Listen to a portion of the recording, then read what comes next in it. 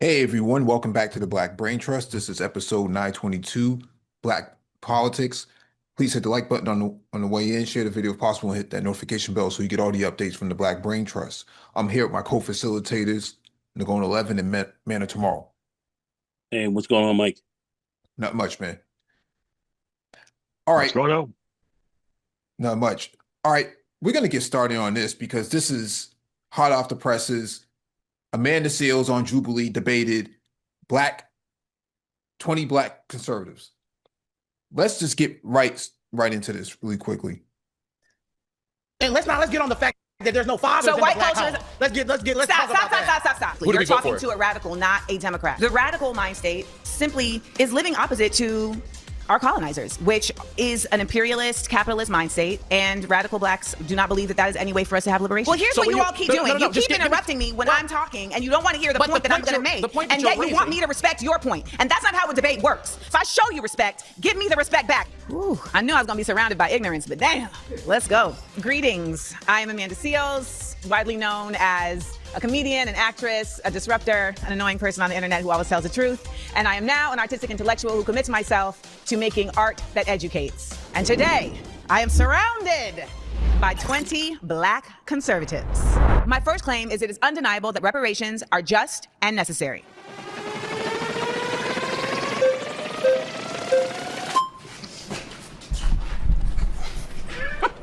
All right, reparations, fair, necessary. My question would be, who's going to get it? Why would they get it? And how long are we going to sit here focusing on trying to get reparations? It's been how many years since slavery? 150 years, 1865? Whenever there's a real thing that this country wants to do, they do it. Stop Asian hate. Okay, there's a problem with the Asian hate. Let's draft a bill, sign it, and it's done. Anything needs to be done is done. With us, it's a carrot they dangle in front of us that they don't really want to do. And it's not going to help. We need education. Oh, it's not going to help. No, it's not. We need education. Getting a check from the government is not going to do that. And we need proper education. A lot of us go to these institutions where we're not really prepared, we're not really focused, and we don't get things that'll help us in the real world. So if you want to help black people, a check from the government, from our tax dollars is going to get raised because, let's be clear, everybody in here is black. We all American. We all got to pay taxes. It'll go to that. So I don't really see how this is going to help us at all. Okay. Well, first I'll start with it will help on even just a moral level. The reality is that the United States has become very comfortable with the fact that it does not consider black people equal. And it shows that in many ways that I'm sure we will discuss over the course of today. But ultimately, there has not been a committed, concerted effort to shifting the mindset around the use of black people as a labor force in this nation back when it was slavery, now in the use of slavery as slave labor in prisons. So on a basic cultural level, reparations are an act of repair. They are an effort to say, our bad. We see you now. We have seen that done with Japanese folks who were put in internment camps. We have seen that done with Jewish folks. We have seen that done even in the case of slave owners who received reparations. When it comes to the use of tax dollars to pay reparations, and this is going to come up a lot today, it's a matter of values, right? For me, my value system circulates around the fact that I think that as a community, we should all be engaged in repair for our community. So I don't think there should be any problem with there being tax dollars spent at repairing consistent efforts that have been made to impede black people. So the reparations you're talking about are not just related to slavery. There's reparations that have been discussed all over this nation in different communities as it relates to particular massacres, as it relates to redlining and the impediment of black people to earn wealth by having property. There's been impediments in various ways that can be repaired. And I want to also just add, there's reparations that are considered a cash payment from a government. There's also the version of reparations that shows up in how funds are applicated to specific groups of people. So there's multiple ways in which what you're stating cannot happen could very well happen. Okay, now as far as the money going towards certain things that's going to help us, let's look at Baltimore Public Schools. They get, I think, the third most money per pupil in the US of A, like $15,000 per student, but yet the majority of the population that comes from that environment can't read. They're illiterate. So we're dumping money on the situation, yes, but yet we're not getting the results we should get from it. Money's not going to help the thing. We need to just focus on what we need to focus on. As far as black people being labor force of this country, what else are we doing? We got 25% of us on some kind of government assistance. 1 out of every 3 black men will go to jail. We got to do something. We got to work with our hands, work with tools, do something, because we're not doing much of anything. And also, one more piece here. Reparations, again, always anchored in front of us, never going to happen. As long as you've been living, as long as I've been living, as long as everybody been living, they say we need it, and it never gets done. One more piece. You just said one more piece, then you added another one. I promise. So hold on to it. No, hold on piece. to it. I'm gonna land the plane. I'm gonna land the plane. I promise. Reparations is a thing. Like I said, it's a carrot that's dangling in front of us. They're never really going to get it done. And if it was going to get done, it would have already been done. It's just something that they're using to try and make us stay Democrat. That's what I wanted to say. Well, Because Democrats are not doing reparations either. This is nonpartisan. This is black partisan, baby. Okay? Well, this is nonpartisan. Who do we vote for? Who do we vote for 90% of the time? There's no incentive. To be quite honest, you're not talking to a Democrat. You're talking to a radical. Okay, but let's land this plane very quickly. Who do we vote for? Let's land this plane quickly. Who do You're we vote talking for? to a radical, not a Democrat. Okay, and you are your own person. Let me but tell who you do we something vote now. for? I don't know what they told you, but if they told you that cutting me off is how we're going to get clicks, stop it now. Oh, no. That's not how we're going to. That's not how we're going to enter. We having a debate. A debate does not require continuously cutting somebody off. Okay, no problem. Now, I do want to state this. You're stating things as it relates to how money is not fixing a problem without acknowledging the fact that the problem doesn't exist in a vacuum and that there are so many other factors that are determining how that money is getting spent to impede it from actually fixing a problem. You can put all the money into Baltimore public schools you want, but if you are also putting all this money into policing, into communities that are not getting resources, then you are also creating your own conundrum. The other part of this is that when you're saying they, the they is a broad context. And the last part of this that I will say is that you keep saying they're dangling this in our face, they're dangling in our face. Slavery lasted for 400 years. It hasn't even been 400 years since slavery. So should we be only fighting for a quarter of the time to get repair? All right, I'm so sorry. Yeah. You've been voted out by the majority. All right. Please return to your seat. Get off the panel. Get off the panel. Here's the deal. Oh God! Go ahead, You Emily. don't Go ahead. sit your black ass down. All right. ahead, So Emily. here's the problem here. What ABL refused to acknowledge is that the party that he's part of is the one who's stopping all of the reparations from the conversation from being happening. The party that he's a part of stops everything that's happening. Now, the Democrats can't fight for it because you need a broad coalition of people who actually believe in the issue. Half the country, the conservatives, don't believe in the issue, period, which is the side that he's on. So how is he trying to hold the Democratic Party responsible for something that the Republican Party doesn't even believe in? Why are we having this conversation? Why? And look, it's crazy that he picked out Baltimore. You don't live in Baltimore. Like, these educational things are local. Look, when I was in Mississippi, the street broke on the side of us. That road stayed broken for 15 years. That's what I was conditioned to see is actions from the government. Now, when I moved to Denver, once I came back from overseas, something broke. Somebody was out there by the end of the day to fix it. That's how things worked. But I never seen anything like that because I lived in a conservative area that didn't care about people. And this is so-called in a liberal area in the Mississippi Delta. So you can't say that. It's like we don't have equitable income, inputs, and outputs in this country. And to even pretend like just working harder is just going to fix all that, it's just crazy. Go ahead, Indigo. No, and I think MOT just grabbed my point right there as far as Baltimore. When we're talking about reparations, we were looking at a situation that it's overall. You want to pick one area of the country and say, hey, this hasn't really worked, so how would reparations handle it? We're talking about being reparative around the whole country, around blacks who were, descendants of slaves who have been adversely affected, and that is just beyond just Baltimore. So it's a much broader picture, and it's certainly more encompassing than just the educational situation that's going on in Baltimore, which has a whole host of problems just outside of that. So he's not really addressing that real issue. That's the best example that he can have, and there's no doubt about it. The Republicans are the ones who are playing the major role. Not saying that the Democrats are not, will not have a role in stopping some of that, because some certainly would. But as far as it being brought up, and as far as it being brought to the floor, it's been going on deeper in the Democratic Party than it was certainly for the Republican Party, who said they'll never even consider it. Mitch McConnell literally got on the congressional floor and said, that's never going to happen. We're never going to consider that whatsoever. That's never coming to the fore. So they are playing the biggest role in stopping something like that even being brought up, and we saw that certainly with HR 40. But I'm sure, Mike, you can go into that a little bit deeper. I don't want to go much deeper into that, but that's truly where we are. No, and the thing here is his argument starts with trying to frame her as a Democrat, because that's the mentality of Black conservatives. Everybody's a Democrat who's not like them. And she explicitly told him that she's a Black radical. She's not a Black Democrat. And so his whole argument starts from a position of attacking what's considered to be a Black Democrat, and then asks, well, who are we supposed to vote for? How about you start with the party that's actually voting to get reparations to begin with?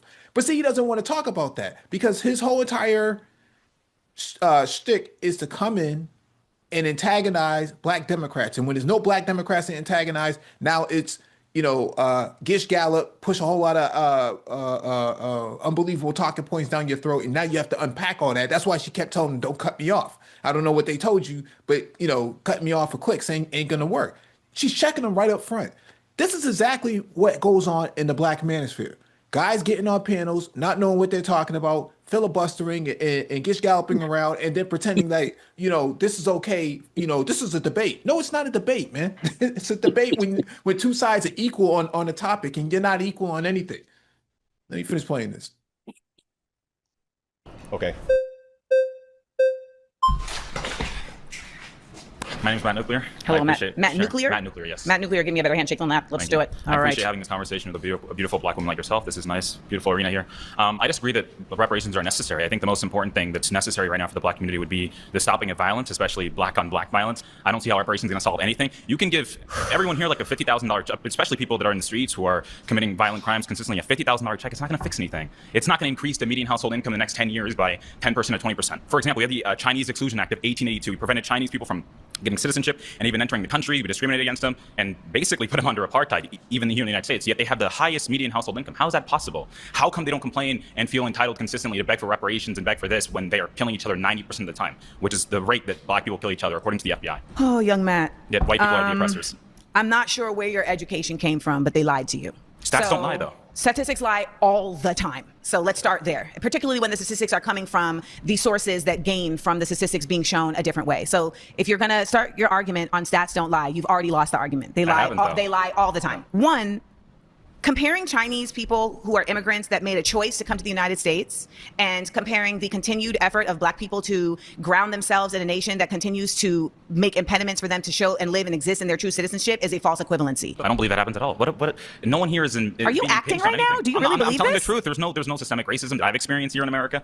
What system is racist? I think the only racism we've actually seen recently, systemic racism that we've seen, is the application of systemic racism against white people. The University of Western Washington, for example, has been trying to segregate dormitories, using Black-only dormitories because Black people feel safer amongst each other, but they're more likely to kill each other than white people are ever to kill them. That's just the truth. You have King Von rapping about killing other Black men. Why should I think that the white man is the oppressor when Black men are more likely to kill me? Oh my God, this is scary. You need to think about me as your mama. Do not talk to me in that fashion. So let's check that now. Okay? So on a basic level, we have to understand that systemic racism is grounded in the realities that Black people have not been considered an equal human being in this country since its onset. So there's simply no way to make the argument that there isn't systemic racism when we have seen in very clear ways the system operate in an organically racist way. Do not cut me off.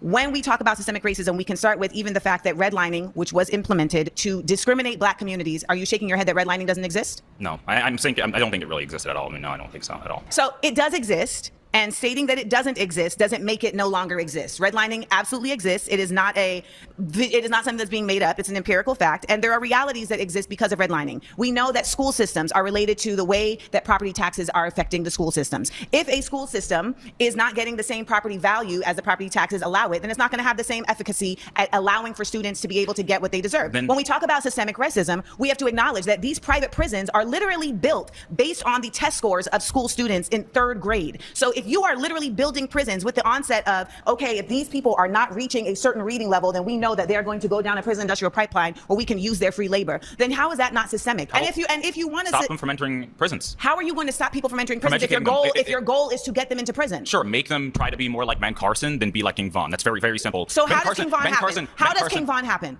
King Von reparations. Actually, no, let me land the plane. We're talking about reparations, and what you're doing is actually just trying to get this conversation off the facts. And the fact is, reparations are just as necessary necessary because on a basic level, black people built this country and the country continues to thrive off of the labor that black people put into this country. And it would behoove you, young man, to really understand the way that your ancestors put blood, sweat, and tears into this nation that is still living off of those blood, sweat, and tears. And let me also add, there are reparations and then there is remunerations. Do you know the difference? Yes, but can I finish one No, point I wanted to answer say? the question. Ben Carson's cousins were killed at a very young. I'm so sorry. You've been voted out by the majority. Okay. Please return to your seat.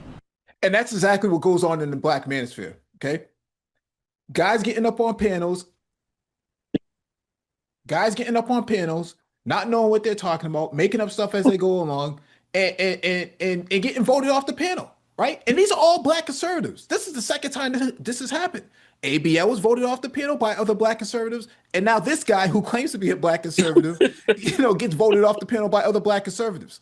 So, so as it stands right now, being a Black conservative just means what exactly, MOT? I mean, a Black conservative is presenting the white point of view in blackface, regardless of history, status, or anything else. Now, you would never sit a Jewish person across from somebody who would continually deny the Holocaust and pretend to have a conversation about the Holocaust. As soon as he says he doesn't believe in systemic racism, they should have stopped the conversation, told that dude to go do some research and get him off the panel. Now, what they allow these conservatives to do is they allow them to not understand history. And then you have to spend the majority of your time convincing them of something that they don't even know about, when it's their responsibility to actually know what's actually happening here before you step your ass up here. Like, you can't just come up here like, oh, well, I don't know anything. Well, why don't you just educate me on the fly? And it's like, wait a minute. I'm spending all my time trying to educate you while you spent none of your time doing nothing but just putting out talking points. And this person made it look like the only systemic racism I've seen because of a school in West Virginia, blah, blah, blah, blah, blah, blah, blah, blah. And it's like, dude, equitable outcomes when it comes to school. He just passed over that point. And it's like, a lot of people don't know how to debate. They don't. You got to have people who come to the table with the same background of information. Mm-hmm. Like when there's a debate, you have a doctor who thinks one thing and a doctor who thinks another thing. You don't have this Jillian Michaels kind of situation where a fitness influencer show up to debate issues that she's not, it doesn't even affect her, versus somebody who's wholly affected by the issue. Like, what they're used to is these imbalanced conversations. Mm-hmm. So that way there can never be any progress. And this is a panel moderation issue. It is a structuring of the conversation issue before anybody says a word. But they get away with it all the time. Go. What you saw here was typical, white people, or let's say far right talking points being aped by these Negroes that were on the panel. This individual here didn't even address what she was talking about as far as that very key issue, reparations, or however. He just came in there talking about black on, or black on black crime, and all of this, which was not even relatable, and it wasn't even accurate when you look at certainly the black on black crime numbers with respect to white on white crime and so forth. Wasn't even accurate. But he came there trying to push this ridiculous point because, number one, he wasn't prepared for such a debate, and wants to push these classic talking points that you hear that are aped by the right wing. Classic stuff that does not scale when you're being challenged. This is what you see. And this is exactly what you see from these so-called black conservatives, bringing nothing to the table, no type of real answer or anything that has been, even talked about in many circles. But this is just the stuff that they literally come out with. That's ridiculous and rather nonsensical, especially when you start to break down what the real facts are. So unprepared, sounding ridiculous, and wasting a lot of time getting up there, sounding crazy, typical right-wing talking points that do not scale. This is what you're hearing from this highly skewed individual talking here right now. Highly skewed. But anyway, go ahead, Mike. Yeah, All right, but here's another we thing. got Renaissance Man on the panel as well. All right, here's one thing that I want to point out. Just because there's black on black crime in one area doesn't mean the whole system need to get to not take care of you in very menial ways in all other areas, because there's the existence of black on black crime. Like when they was passing Medicaid and Medicare in like 1965, they didn't bring up what the white on white crime rate was and be like, well, we shouldn't be doing Medicaid and Medicare because the white on white crime rate is damn near 90%. So why would we want to provide health care for these individuals? It's not even a conversation. Not even a conversation. They also didn't discuss whether or not they were lynching people coming out of the military, out of Korea, and out of the European theater. They didn't discuss that. They didn't say, well, all these white people, all these white men just running around stringing up black men in their uniforms. We shouldn't give Medicaid and Medicare to these white folks in West Virginia, which is what happened with LBJ when he went to West Virginia and saw the blight that was there amongst those people. In fact, that accelerated the justification for Medicare expansion and whatnot. That's exactly correct. And once again, the black on black crime rate, since we've gone in there and we've debunked so much of that is designed to bring about a lot of fear and a lot of more of a way to paint the black community as so bad, so you do not get certain types of things. It's a way to it's a way to castigate your community. It's just another way of castigation. Which many people talk about. It's a white supremacist talking point when we really look to break that down, as we truly do break down much of the crime rates and what is truly going on with respect to that. We see that is a gross exaggeration when we really get into the numbers and we look at that being applied strictly to blacks without really looking at whites as well. So it's once again, it's a very negative, right-wing, anti-black talking point that here you hear these Negroes literally aping by these people, which is pretty sad, and Amanda handles this quite well. But anyway, go ahead. But to go, the argument is about King Von versus actual Ben Carson. That's what the real argument is about. All right. Here.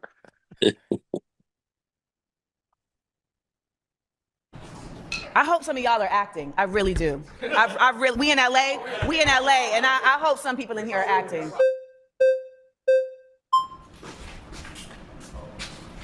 Oh, what's that on your chain? This is corn from Israel. Lord have mercy. Yes, you got to go. That's a choice that you are making for yourself. Yes.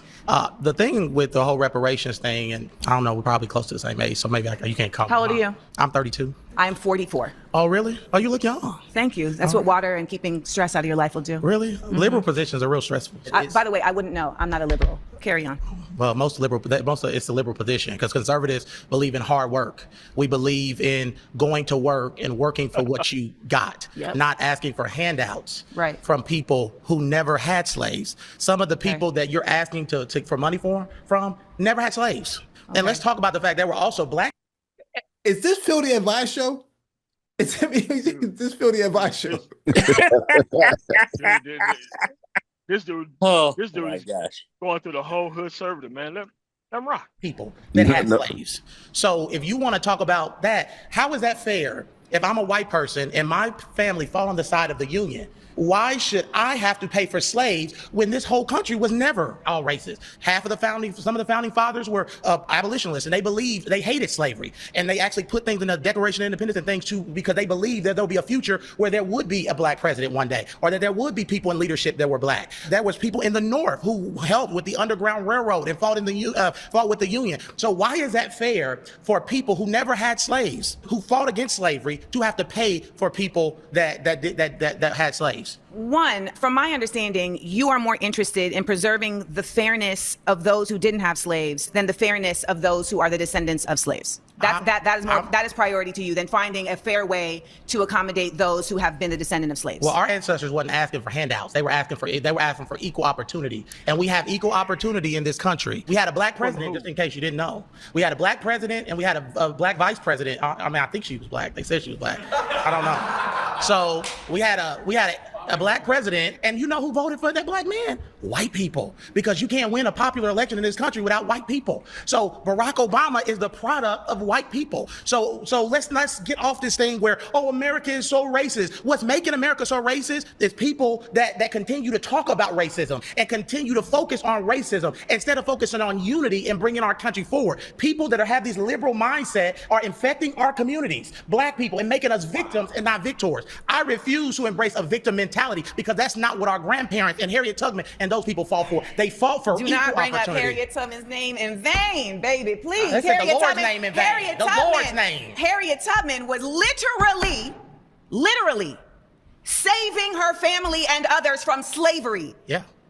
You know who helped her? White people. You know who helped her? They were on the Underground Railroad. No, you know who helped her? Come on in. No, you know who helped her?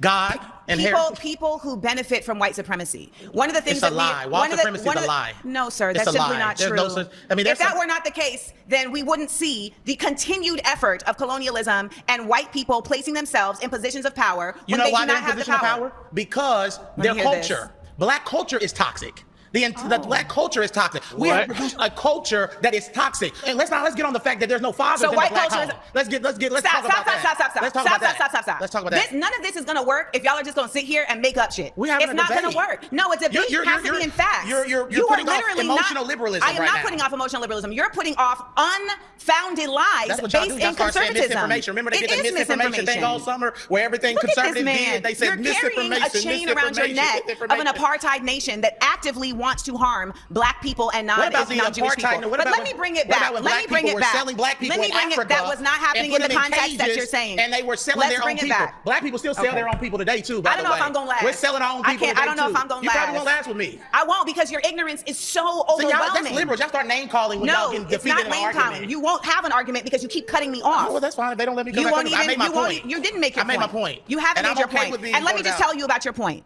You started off saying we believe in hard work. Yeah. And we believe in being compensated. Reparations is not, though. Reparations is not hard work. It's stealing. It's Robin Hood. You said you believe in hard work. Yes. And you believe in being compensated for hard work. Yes. Were slaves compensated for their work? They weren't compensated for their work. But why should people who are sitting at home playing video games, smoking marijuana, Are you sitting at home playing a video game? Are you sitting at home playing a video game? The people that they wanted Am I sitting at home playing a video game? No. And I don't know who these people are that you're talking about because the majority of the black community is not sitting at home playing video games. The majority of the black community is doing a lot of things. Where are you getting that statistic? Pause. You've been voted out by the majority. Please return to your seat. So another black conservative gets voted off the panel by other black conservatives. Yeah, Mike. Bringing no value to the conversation. Yeah, this is where I don't think. I mean, I know it was hard, but I don't think Amanda Seales actually did the best job on some of these. Some of these people are obviously there to troll. If you know the background of Jubilee, they don't pay people to actually come. You got to come on your own dime. And I've actually known someone in real life who said they've been invited on Jubilee. They just didn't really agree with the topic. So a lot of these people, you'll see a lot of these people actually made videos the day after. I think a lot of this was to go viral. With that said, I mean, she should have. You saw how long that went and how it went from like reparations to like talking about the lack of fathers in homes to people playing video games. I mean, she could have literally stopped it all and said, hey, you know, Ronald Reagan gave reparations to people who were in Japanese internment camps.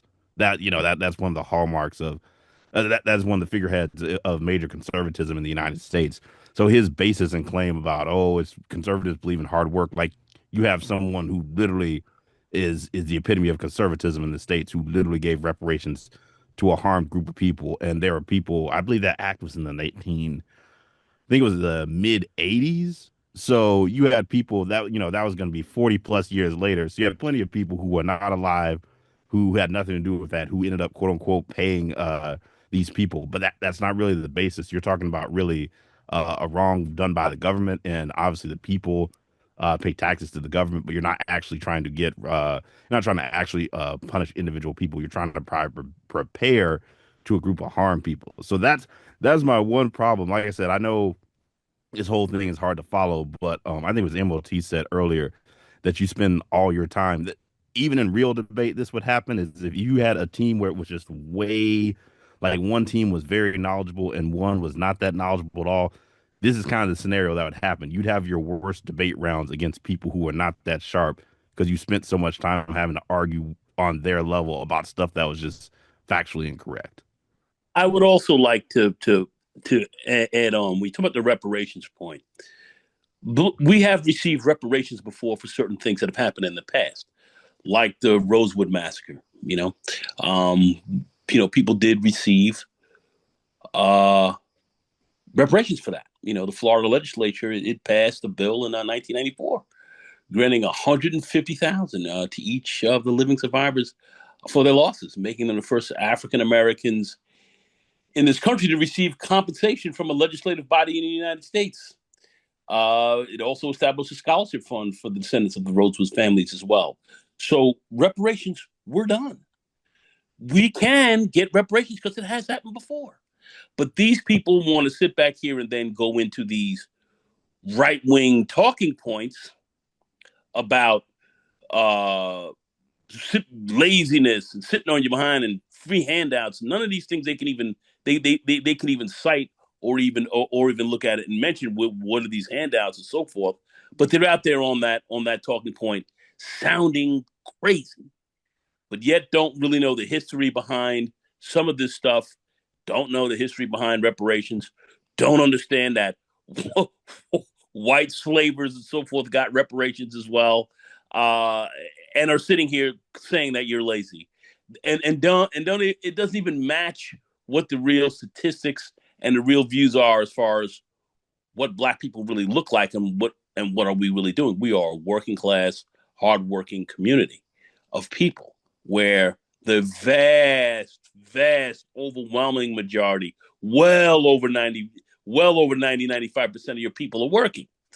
And that's how there's many 2 and 3 jobs and so forth, and doing the best they can, saving money and doing whatever with the resources that they have. This is realistically what's going on, but yet here's this very dark-skinned Negro up here screaming about how everybody else is lazy and doesn't want to work, buying right into that old trope of you being lazy and getting handouts, which is absolutely untrue and has been debunked for many, many years now, and they're still running that on this platform. Very sad, very terrible. The self-hatred that you see coming through this is blaring. But yet, it's good that we see this and understand that, this is what you're listening to and how these talking points just do not scale. Once again, and I think Amanda was talking some truth to it. Maybe she could have handled it a little bit better. But this is kind of how you deal with some of that silliness that you see coming across from people like this very misguided, misinformed, lack of any level of critical thinking type Negro getting on these panels, and how easy it is to dismantle them once you really hear them talking these crazy points as well. Again, this is a panel moderation issue. Like, if you're a conservative, you get to cut people off. You get to not bring any facts to the conversation. And again, most of her points is educating him on things that he refused to understand before he even got up there. Once you start buck dancing and trolling, conversation stopped. You've been voted out.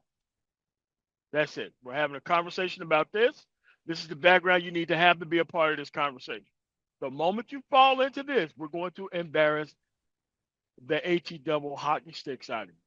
The moment you fall into that right-wing trolling. And that's all it is at this point. It's just throwing chairs and trying to disrupt her from talking because they didn't bring any information to the conversation. What they're trying to do is stop the conversation from happening on said subject, not trying to bring any background to said subject to have the conversation. And this is what we allow these people to do. Like, these people don't walk around Mississippi saying that stuff. There are no Black conservatives that walk around saying that Mississippi is just fine. Mississippi is a product of hard work. Like, dude, you get stolen. And dude, at the end of the day, you have to stop these conversations from happening while it's happening. The best way to disrupt these conversations is to put Tom Hartman or Destiny in front of these ignorant ass black conservatives and have these dudes get wiped off the map. Because once they lose publicly, your trolling days are over with. Now you got to go back and go get a real job. There is no more placating the white audience once you lose to a white liberal in public and everybody sees how ignorant you are. Only when a white liberal cleans you out. But you can stop black people from talking, that's fine. It just has to end. It's just ridiculous. But MOT, I feel, even though as ridiculous as some of this, this argument is, it is critical that people see and hear some of this. You have to look that this is what it, for black people, you have to look and see this is a lot of what we have that exists in our community, and we have to deal with that. We weren't really seeing this in the 60s and so forth, and then we weren't seeing these exceedingly ignorant Negroes getting out there and showing their tail the way that they are today. This has to be seen. Fair enough. I knew I was going to be surrounded by ignorance, but damn, let's go. Hello. My hand's wet from the water. My hands are sweaty because I'm nervous. We both got sweaty hands. Okay. So I just wanted clarity because I think it'd be helpful. You said radical. I wanted just clarity on that. And then also with the reparations, you said it's not just money, it's other things. I just want to know, what do you see as the grand picture of what would help? The grand picture of what would help? Of reparations, what does that look like to you? Oh, great. What reparations looks like to me is a combination of reparations and remunerations. And reparations are about repair for damages that have been caused based on harm. Remunerations is a monetary response to work that has not been paid for. So if you come and paint my house and I don't pay you, you can take me to court and get remunerations for the work that you have done. So we're actually owed both in this nation as black people. And there are incredibly just clear-cut records that show the buying and selling and purchasing of slaves, the work that was done, also the intellectual property that was stolen from slaves, right? Because there was so much inventing that was happening. And there is also quite a bit of other reparations that are being discussed as it relates to property being stolen, as it relates to, again, redlining and the inability for black people to get loans, et cetera. And these impediments being solely based on their race. As far as discrimination? Yes, they're being solely based on their race, it not being about anything other than you're black so you can't, right? And so when it's very clear-cut like that, there are very distinctive responses to that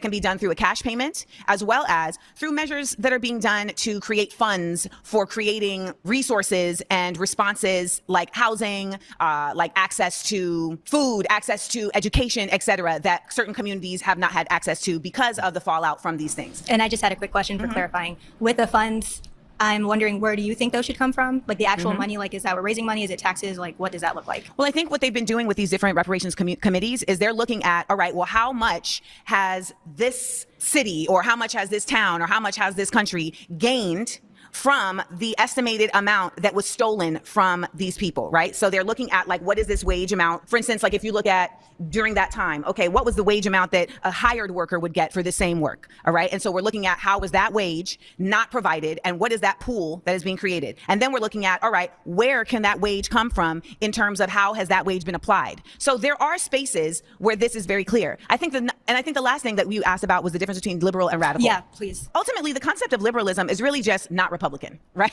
I mean, that's essentially what it's become. I would disagree with that, but I understand that's your stance. There's a very generic concept of what liberalism is in the sense that it's simply saying that I am a part of the bipartisan mind frame, but I am not a Republican. It's a mindset. It doesn't always show up in action, but it's a mindset that says, I don't support extremes in certain ways, or, I want the government to show up in certain ways. I know there's a conservative point of view that says there should be less government, but even though it just says that, the action is very different. The radical mind state simply is living opposite to our colonizers, which is an imperialist, capitalist mind state, and radical blacks do not believe that that is any way for us to have liberation. Thank you for explaining that. And thank you for being very respectful. We were told to be respectful. We're not your enemies. Thank you, my good friend. Surrounded is now a podcast, available wherever you listen. Our existence. So our bad decision making, especially when we focus on the black community, is the root cause of fatherlessness. What type of decisions? Not marrying the women we decide to lay down and have children with. Not being careful with the seeds that we plant in women. No woman can get pregnant without a man planting his seed inside of her. So therefore, it's marriage. Well, that's a part of it. That's marriage is a part of it. Okay. But the true piece that I'm looking at is connectedness between familial units. The black community was at its economically strongest while being at its poorest during the segregation era. Prior to 1968, Dr. Martin Luther King in his last speech said that we have an annual income of more than $30 billion a year, which is more than all of the exports of Canada and more than all of the exports of the United States and more than the national budget of Canada. That was when we were economically at our poorest. Yet 85% of our black children were growing up with a father in the home. There was less black on black crime. There was less disenfranchisement. Why was there less black on black crime? Because we needed to live together. We had to stick by each other. We had to stick What by was there each other. also less of? I'm not sure where you're leading. That's a leading question. I don't like those. You don't like this? I don't like leading questions. No. I like direct stuff. So essentially, when we were living in our own communities, we were also policing our own communities. So we were not being used as statistics in the same way to determine how resources were provided to our own communities. When we were going to the government saying, hey, we deserve because we are supposed to be separate but equal, we weren't saying, hey, we want to be with y'all. We were essentially saying, we want what you are stating we deserve. And that is what all of the efforts of the civil rights movement has been. It's literally just been to say, you said when we got out of the Civil War that we would be considered citizens and all citizens should be getting equal access to these things. However, you are actively allowing the Klan to harm us. You are actively allowing... Who's killed more black people, the Klan or us? I would like to continue my statement. I let you speak uninterrupted. You did. When we talk about this concept of who is harming us, we are really making a false claim when it comes to black on black crime, as if there isn't white on white crime. There's also this unnecessary effort to try and pathologize black on black crime in a way that you don't try to pathologize white on white crime. There are white people killing each other every single day. Now, they may be on jet skis in the pictures after they shoot up their whole family, but nonetheless, there are white people killing each other every single day. Now, much of the reason why you may see more numbers in terms of black on black crime are for two reasons. One, the statistics be lying all the time. We have seen What this. numbers? Okay, we have seen this in a real way. So in New Jersey. So in New Jersey. What numbers can be trusted? Because the previous speaker, you I'm said about to tell you right now. Okay, so your sources can You be can't trusted. such number. No, I'm literally about to give you an example of numbers not being able to be trusted. Okay, talk to me. That's what I was doing.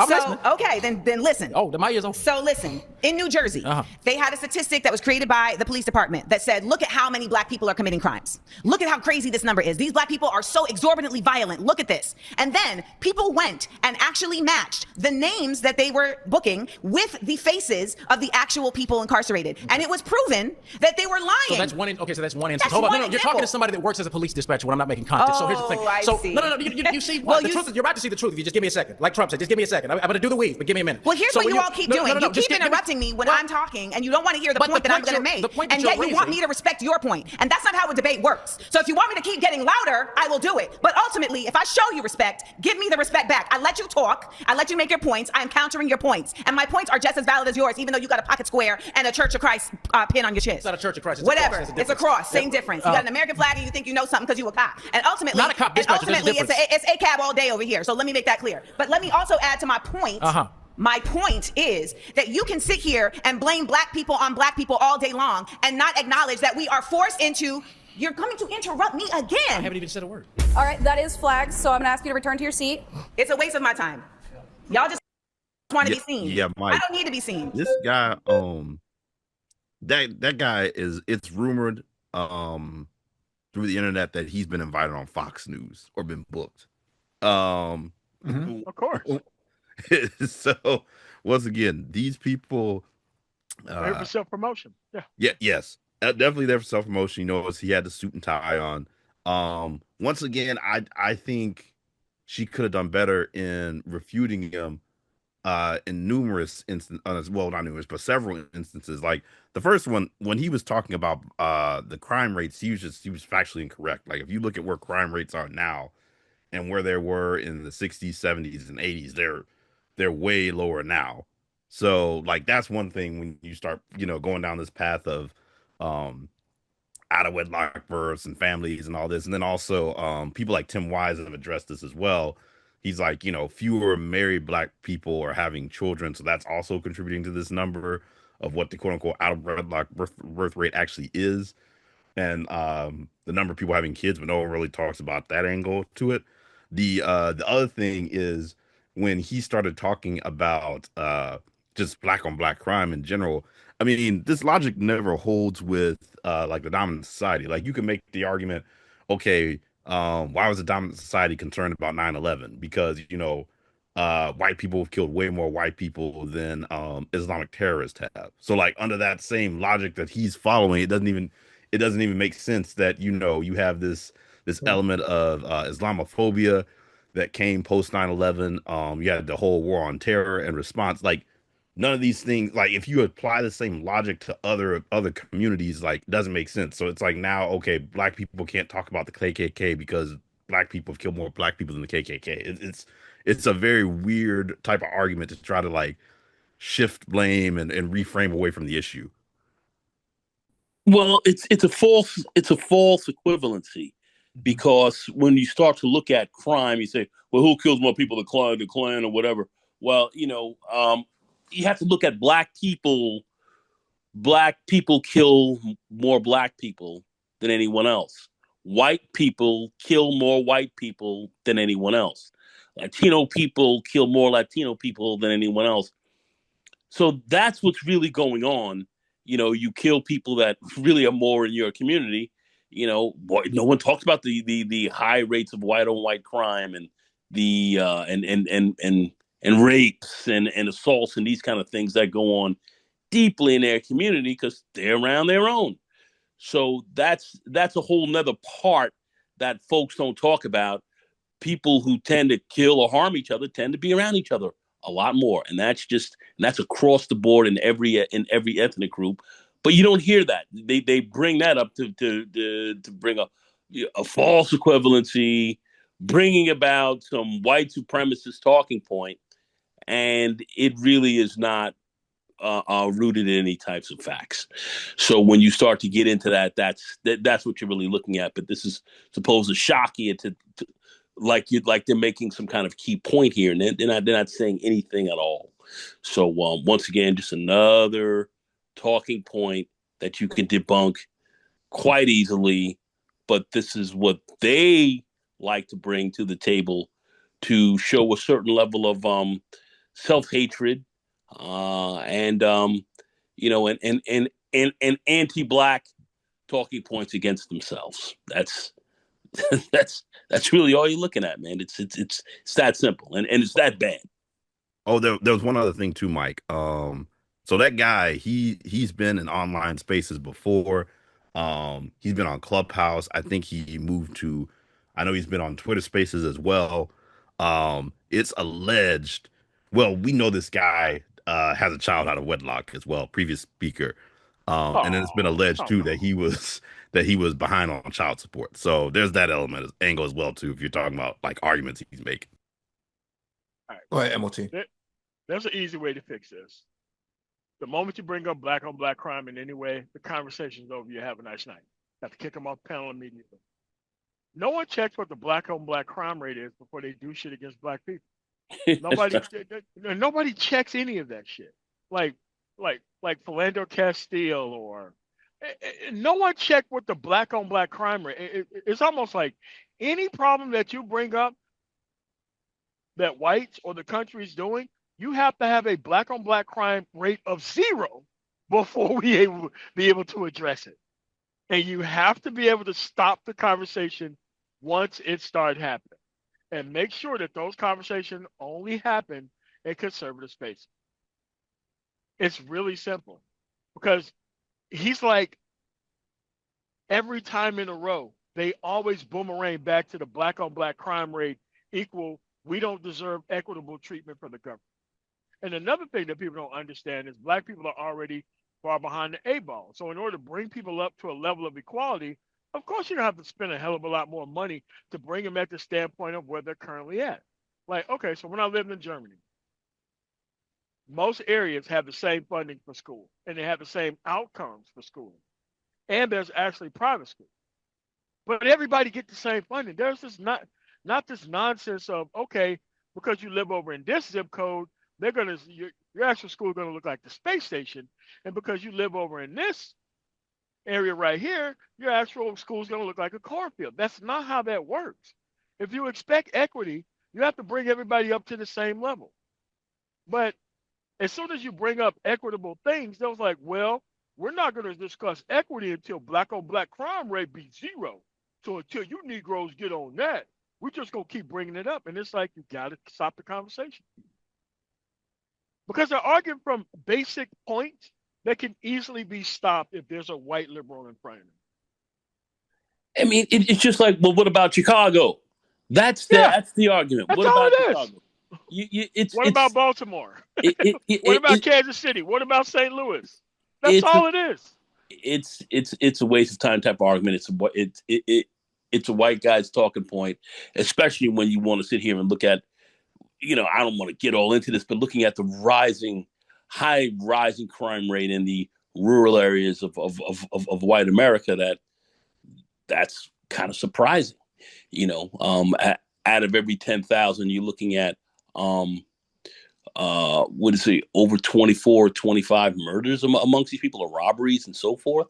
That's far above the national average because of drug addiction and so forth. The rising white crime rate that's going up and incarceration rate that's going on right now. That's literally trying to outstrip the black crime rate, where you are actually targeted a lot more in your communities. But here in the rural communities of whites, they're not so much targeted, but this is what's going on there.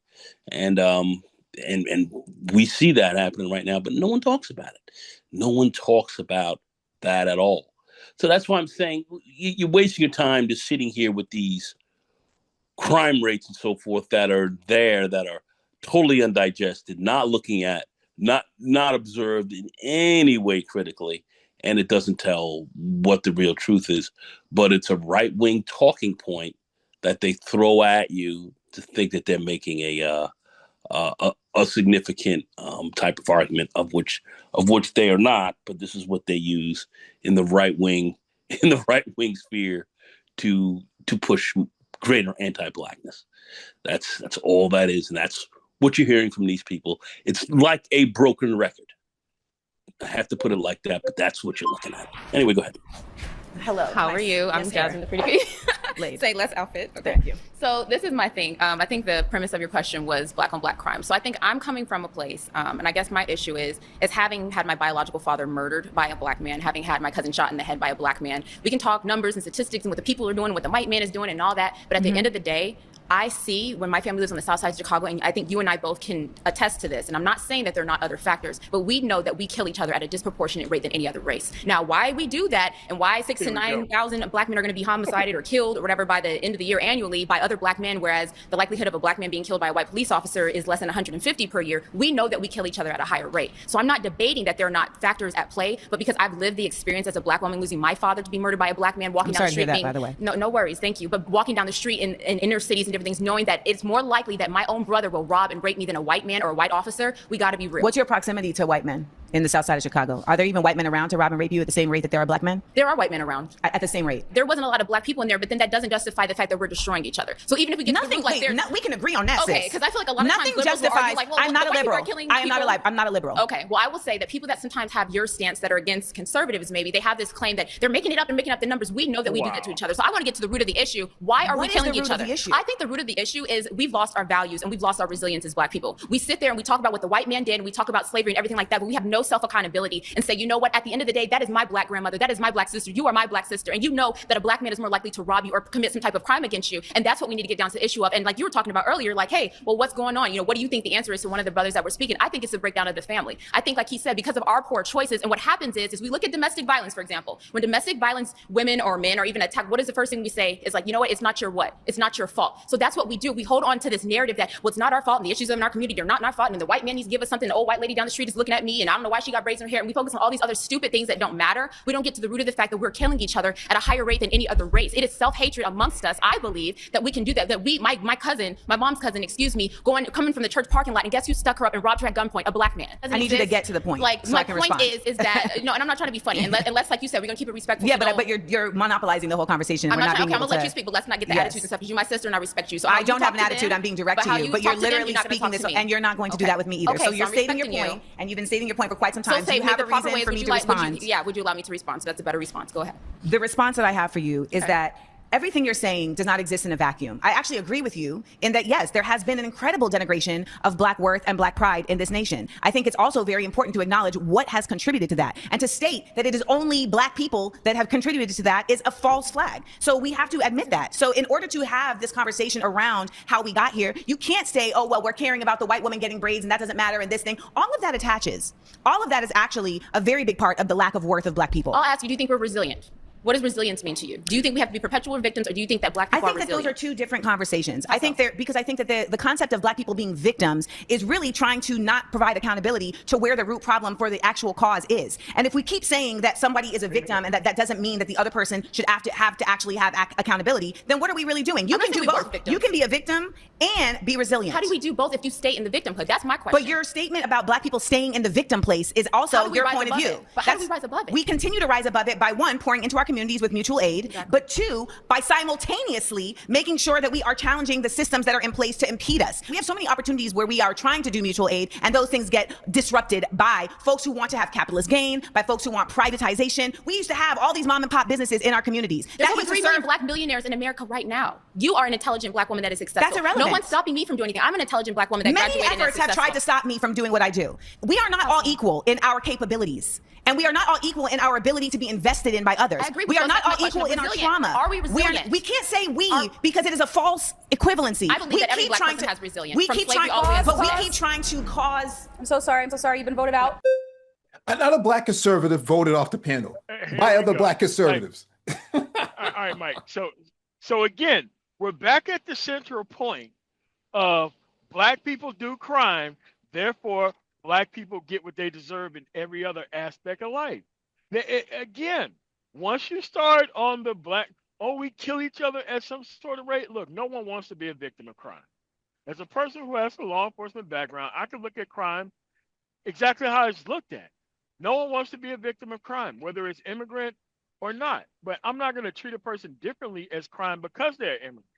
But in the right-wing mind space, you have to deal with this Black on Black crime issue before you deal with anything else. No one talks about the Asian on Asian crime rate. Nobody talks about the Latino on Latino crime rate. The only crime on crime rate that ever matters, that has to be zero, before we fix anything equitably in this country, is the Black on Black crime rate.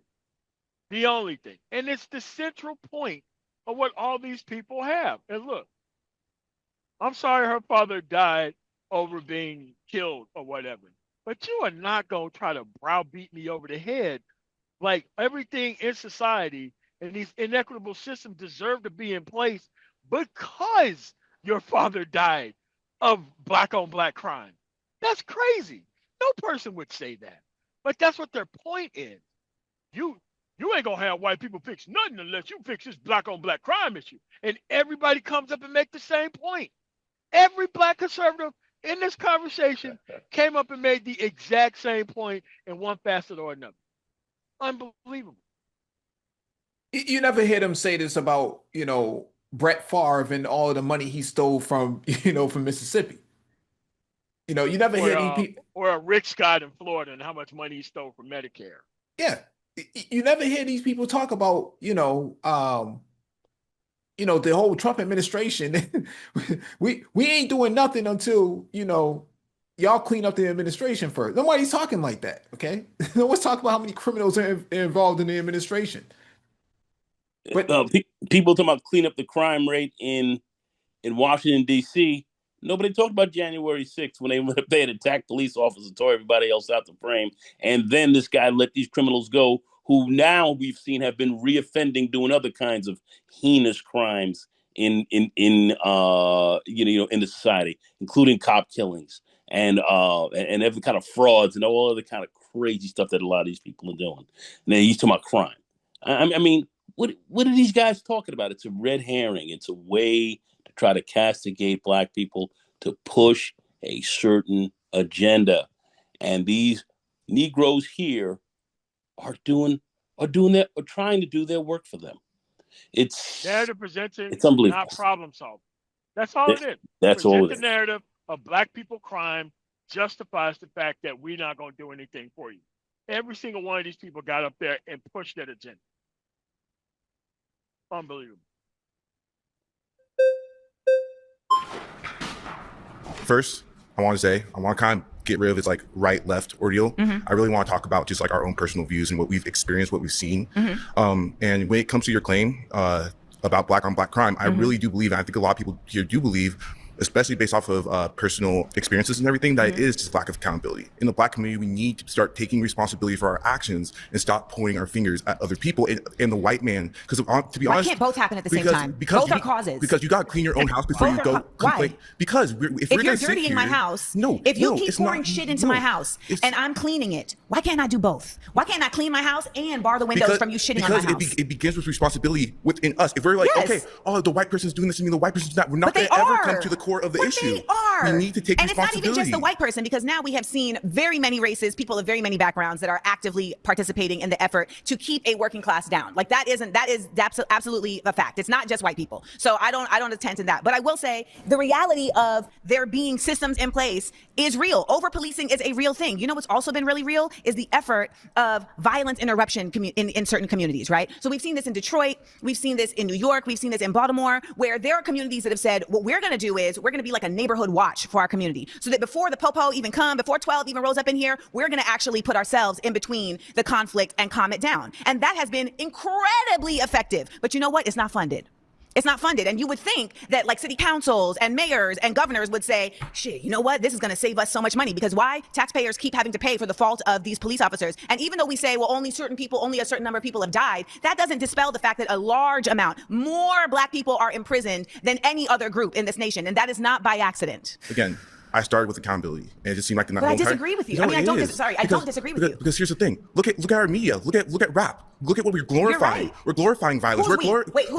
Who's we? Who's the Black community? Who controls the Black community? Who controls the distribution of these sources of media? And who takes it in? And who takes it in? Listen, if you're okay, so let me put it in this context. If I have a company, right, and you guys are my employees, and I determine what you get to eat every day, that's also going to determine how you exist in this company, right? Like if you come to work and I say the only thing you can eat is processed foods and fried foods, and you're not going to get to have the best vegetables, etc. What's that going to affect? Your health. That's going to affect your ability to operate, etc.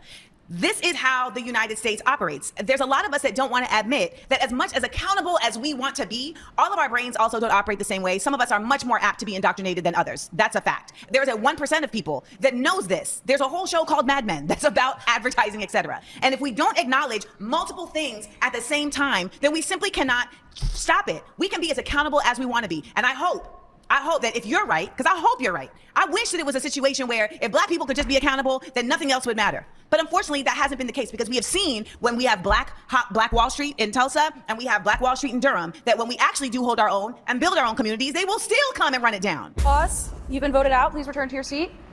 Another Black conservative voted off the panel by Black conservatives. And another one bites the dust again. Hold on. I just want to say this very quickly. Crime rates are going down all across the country, and they've been trending like this for years. And we've seen this going down in New York City and these other communities as well, DC as well as Baltimore and so forth. This is what's going on currently. Nobody's talking about that. No one's talking about that, but it's about Black and Black crime rates. Crime rates are going down. That has not been mentioned once here. I just want to make that very clear. Go ahead. MOT. All right. So, again, we're still at the Black on Black crime thing again. At the end of the day, once they start talking about the crime rate, you have to get them off the panel. Once they start talking about accountability, now they use accountability to not hold whites accountable for their system.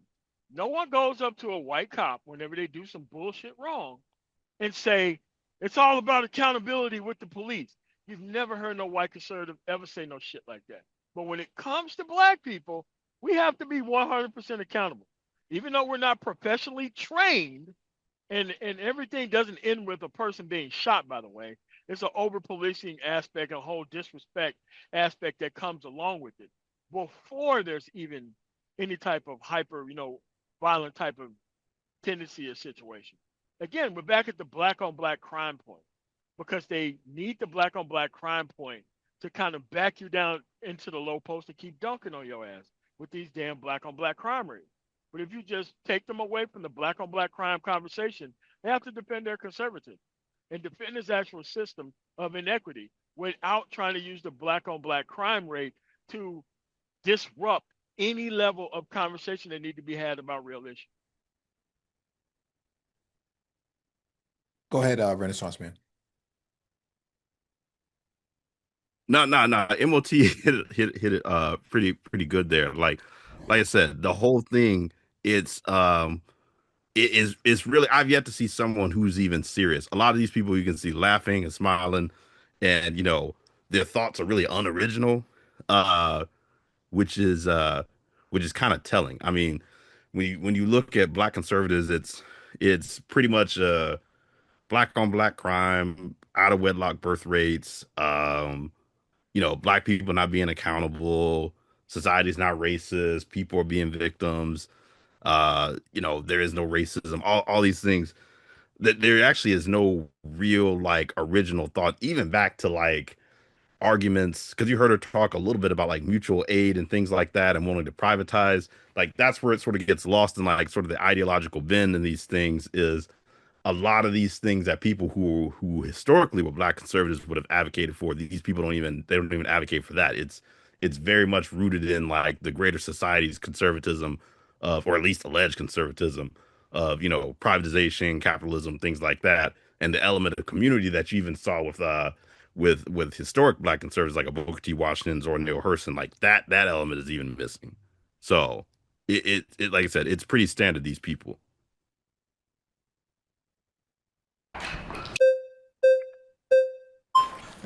Oh my God. Joshua. Hello, Joshua. Yeah. So I have two claims I want to settle. So I'm originally from New Orleans, right? And I've seen Black on Black crime my whole life, right? Yes. I don't believe it have nothing to deal with the police. It's more with the community, because there's a lot of pride that's in that city, where to the point where this person can't tell me nothing, I'm gonna kill him, I'm gonna take him out. Yeah. It's that simple in New Orleans. Yeah. Now Cali is probably the same way, but I feel like every state is different. You probably the way how your belief is might be right? But in New Orleans, it's a little different. Also, my second claim is this: we proclaim so much about Black Lives Matter, but when it comes down to a white person killing a Black person, it's a big deal. It just don't make no sense to me. Do you know what the statement Black Lives Matter is actually stating? Yeah, well, it started out from George Floyd. Start off from Mike Brown. Mike Brown, okay. So Black Lives Matter is really simply just stating that when Black people are murdered by the police, that our lives should matter, and that oftentimes it is not considered. It is oftentimes presented as we deserved it, or we must have done something to cause it, and that our lives are disposable. We also don't ever see true justice on the same level as others when the police incur violence against Black people. So Black Lives Matter is a statement asserting that our lives are worth justice, our lives are worth preservation, and we have seen in innumerable instances a level of restraint operated between the police and people of other races that they do not seem to carry with Black people. So that's what Black Lives Matter means. It doesn't mean that anyone else's life doesn't matter. It means that ours matter just as much as their lives. That's good that you cleared it out for people. I appreciate you. Now, as it comes to New Orleans, tell me this. Well, first of all, it was I think it's a senator of Louisiana who literally made a campaign ad, Kennedy it was, that said, do you want Louisiana to be run by crackheads? Like he said that, like straight they up. have a bunch of them. Yeah. So here's my question about New Orleans. Would you say that New Orleans gets, that particular areas of New Orleans, for instance, like the Ninth Ward? The Ninth Ward's crazy, but I'm just saying they crazy. Would you say that funding and attention is dispersed equally across New Orleans in terms of resources? Because I know that from living through Katrina, that is absolutely not the case. I agree with you in that case. Everybody's not equal when it comes down to resources, for sure. I agree with you. Here's the thing I want to just impart is that I think that we have a very distorted version of what resiliency and what restorative practice is, because we live in a time where we're seeing so many things happen so fast. So like we've seen technology like advance so fast, right? Like we have seen just our lives shift so fast that I think that we forget that as humans, our ability to recalibrate, to heal from trauma is simply not the same as the things that we are watching in technology. And so we cannot just casually think that people just get over things. Katrina, people in New Orleans are still reeling from Katrina. Yeah, they are. That's true. That's true. That is true. So when we talk about the amount of crime and violence that is still living and happening explicitly in Katrina, we have to also talk about the amount of trauma, the amount of drug use, the amount of policing, the amount of all of these things that physically harm people across the world, not just in the United States, across the world, in communities that are not being served, and how those communities never get the chance to quote unquote pull themselves up by the bootstraps. Yeah, I agree. I personally agree. Yeah. Oh, okay. I agree. Yeah, for sure. Yeah, of course. Yeah. Thanks, Josh. No problem. Hey, before we go any further, we want to take a moment to say thanks so much to Straight Arrow News for powering the fact checks in this video. It's our lived reality backed by data. Black on Black crime, the first thing out of their mouth. Well, that's the topic, MOT. That's actually the topic. Yeah, but black on black crime doesn't mean that all these other things are worthwhile. I mean, but if you make the conversation about black on black crime, you can never talk about any real issue. I mean, that's just the topic. So that's what they finished debating. So history. Hello? Hello, John. John Samuel. Hello, John Samuel. First name. All right. Blame my parents. Hi, parents. I want to listen to you first. Why do you feel that? Why do you feel that way? Oh, John went to debate training before he came here. Okay. Ultimately, I feel that way because it's simply just facts. It's in the books, and that's why there have been laws to challenge it. There have been innumerable instances where actual systems were created specifically for the impediment of Black people to advance. We have also seen numerous instances where there were things created for Black people to advance, and they were taken back under the auspices of, we don't want them to advance. Ultimately, systemic racism exists in our institutions on a government level, in our institutions, whether it's prisons or schools, and it is undeniable because they are actively trying to reinstate it right now. Can you give me an example of one of those systems that you believe perpetuates that cycle of racism? Redlining? Okay. Yes. And how does that, can you elaborate? How is that affecting the Black community? Do you know what redlining is? I know a little bit. I'm not an expert. Redlining was a system that was created to determine property values, and that said Black people can only live in certain neighborhoods. Okay. Do not ever allow somebody to do this to you in a debate. In a debate, you better come up here with an understanding of the topic and subject. Don't do all the explaining so that way they could just turn around and disagree with everything that you say. Never allow a person to come up here with these historical wrongs and pretend like they don't understand the basis or the background of what they're actually talking about. Because once you do all the explaining, the only thing they can do is that, well, you know what, I simply disagree with that. No, this is not a debate. She's explaining her issues and points, but it's also his job to bring something to the table so that way he can argue, rather than just disagreeing with everything that she says once this is over with. This is a very insidious and dirty debate tactic that people fall for all the time. But at the end of the day, the person that you are debating, they have to bring some background to the actual subject. And if they don't believe in the actual subject, then they shouldn't be up there. I just wanted to make that clear.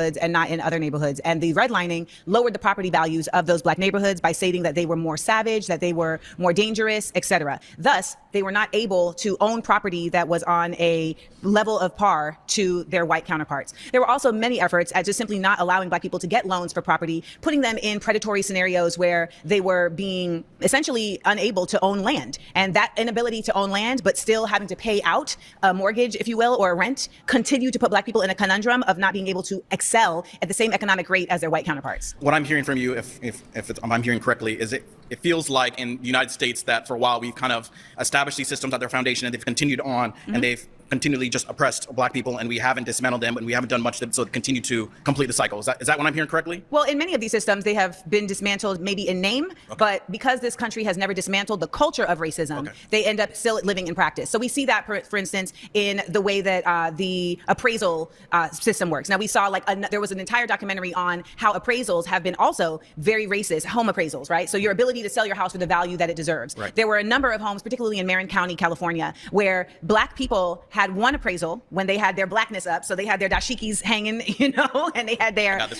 they had their Black Good Times poster. But then when they removed all those items and put up white people and a dog in the house and then had their white friends come and pose as the owners of the home, the appraisal was significantly higher. And we have seen that in a number of instances. Now, of course, that is just Marin County, but there are a number of other scenarios where this has been relayed. And that's why there were certain efforts by the Democratic Party to say, okay, well, we're going to try and step in for this. I actually remember that case, and I watched it with a family, and I thought that was just really just terrible. But the problem I guess I have with systemic racism is, I guess for somebody like me, where my family comes from, the Deep South, you probably don't even know it, Aliceville, Alabama. Okay. That's where my grandparents are from. And my grandpa came, if you saw the house that he grew up in, I'm not trying to be funny, it looked like a slave house. It was just, they grew up in poverty.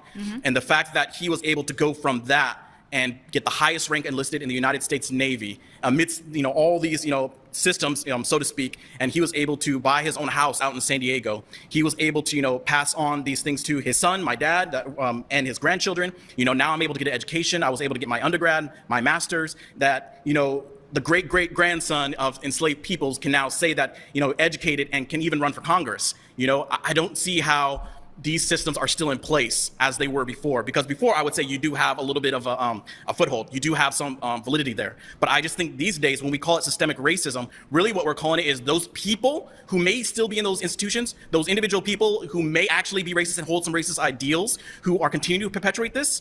I believe it's those people. So in all reality, the problem is not the systemic racism. The problem is us. The problem starts with those people who are perpetuating these, racist ideals. And so I feel like just to attack these systems is it's nonsensical. Who's running the systems? Like which system? You're talking about whether Congress, whether it's a prison industrial complex. We're seeing this now with with immigration and ICE. We're seeing this also with the effort at not making schools available for equal level of schooling available with the voucher systems that are now allowing tax dollars to allow people to go to segregated schools. Right. Who is controlling those systems? So for instance, in Tennessee, right? Yeah. So in Tennessee, you have a Senate and a House of Representatives that is largely controlled by white Republicans and that have actively said, we are not going to consider what the people want in our constituencies. We are going to simply just do what we want to do, to the point where they have removed. So it's only in those states that have largely white legislators or largely white people are controlling these systems. I'm not trying to. All right, guys, I'm so sorry. You have been voted out. Please return to your seat. Thank you. Another black conservative voted off the panel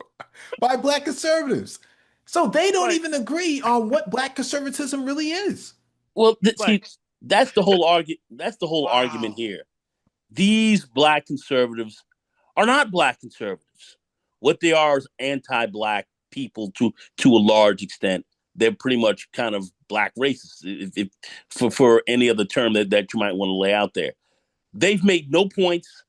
They've said nothing that addresses any one of these key points here. They've said nothing really to it. Nothing, except platitudes that have come from the right wing. That's all you've heard. That's all I hear. That was the whole thing. So was there really a debate here? I don't think so. I think this was more or less one person trying to educate these people on really what was really going on to a large extent and dealing with some of the trolling that I think that we've heard. MOT, would you agree? All right, so I do. But let's go back to what this guy just said. He came in not understanding what redline was. He needed an explanation for that.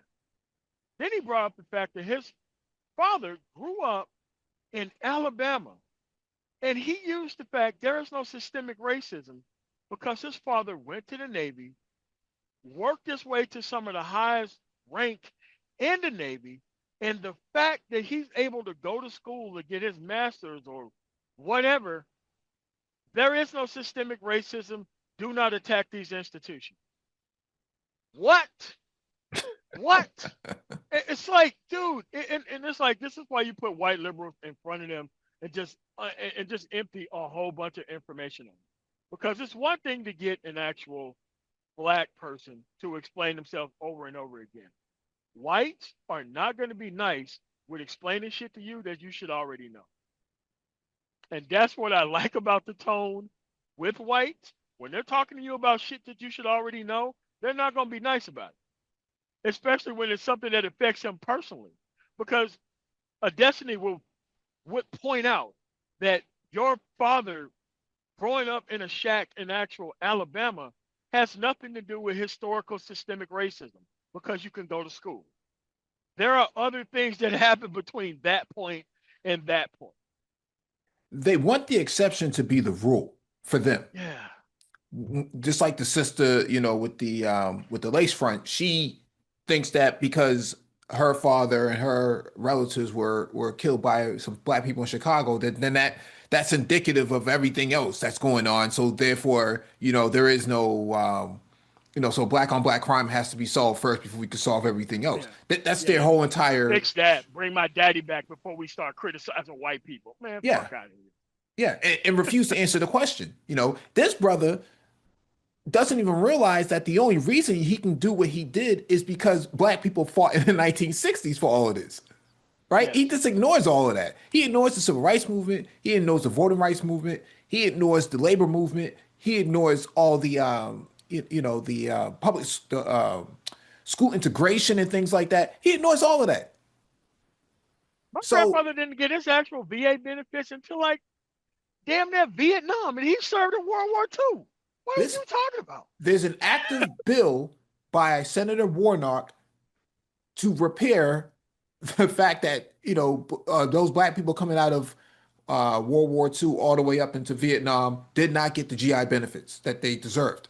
Whoa. And it's happening right now. So to Amanda's point, systemic racism is still there. So the idea that this is just a theory, no, that flies in the face of reality that there's bills in Congress and in the Senate that are being held up because you got people who don't want to acknowledge the data and the hard facts. Go ahead, Renaissance man.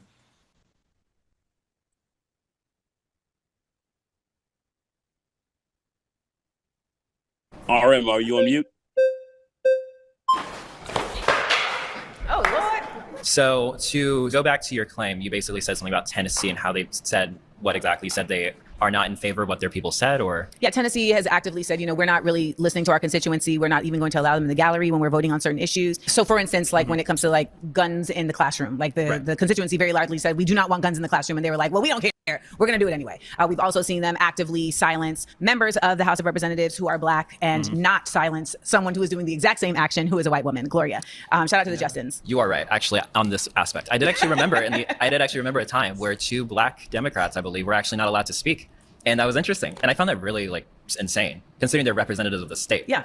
So no, I totally can get where you're coming from, but I don't think that's a institutionalized problem where it's a law per se. I think it's more so a personal vendetta in a way. What's the difference if you are a lawmaker and you're exacting your personal choice through impediment of law change? So if we're going to go based on systemic racism, it has to be institutionalized, which means it has to be written into law, made public. When it comes to that aspect, that's not necessarily made public by law. That's made public by choice and actual discrimination by person. So I can give you an example in Tennessee. Okay. So for instance, in Tennessee, we can say that they are put into law that now tax dollars, the public's tax dollars will be supporting voucher systems. The voucher systems for the schools allow parents to choose whatever school they want their child to go to using taxpayer money. And these schools can be private schools. And private schools are not in any way limited from creating systems of segregation. And this is actually how segregated schools was carried out previous to Brown versus Board of Education. So this is a systemic example.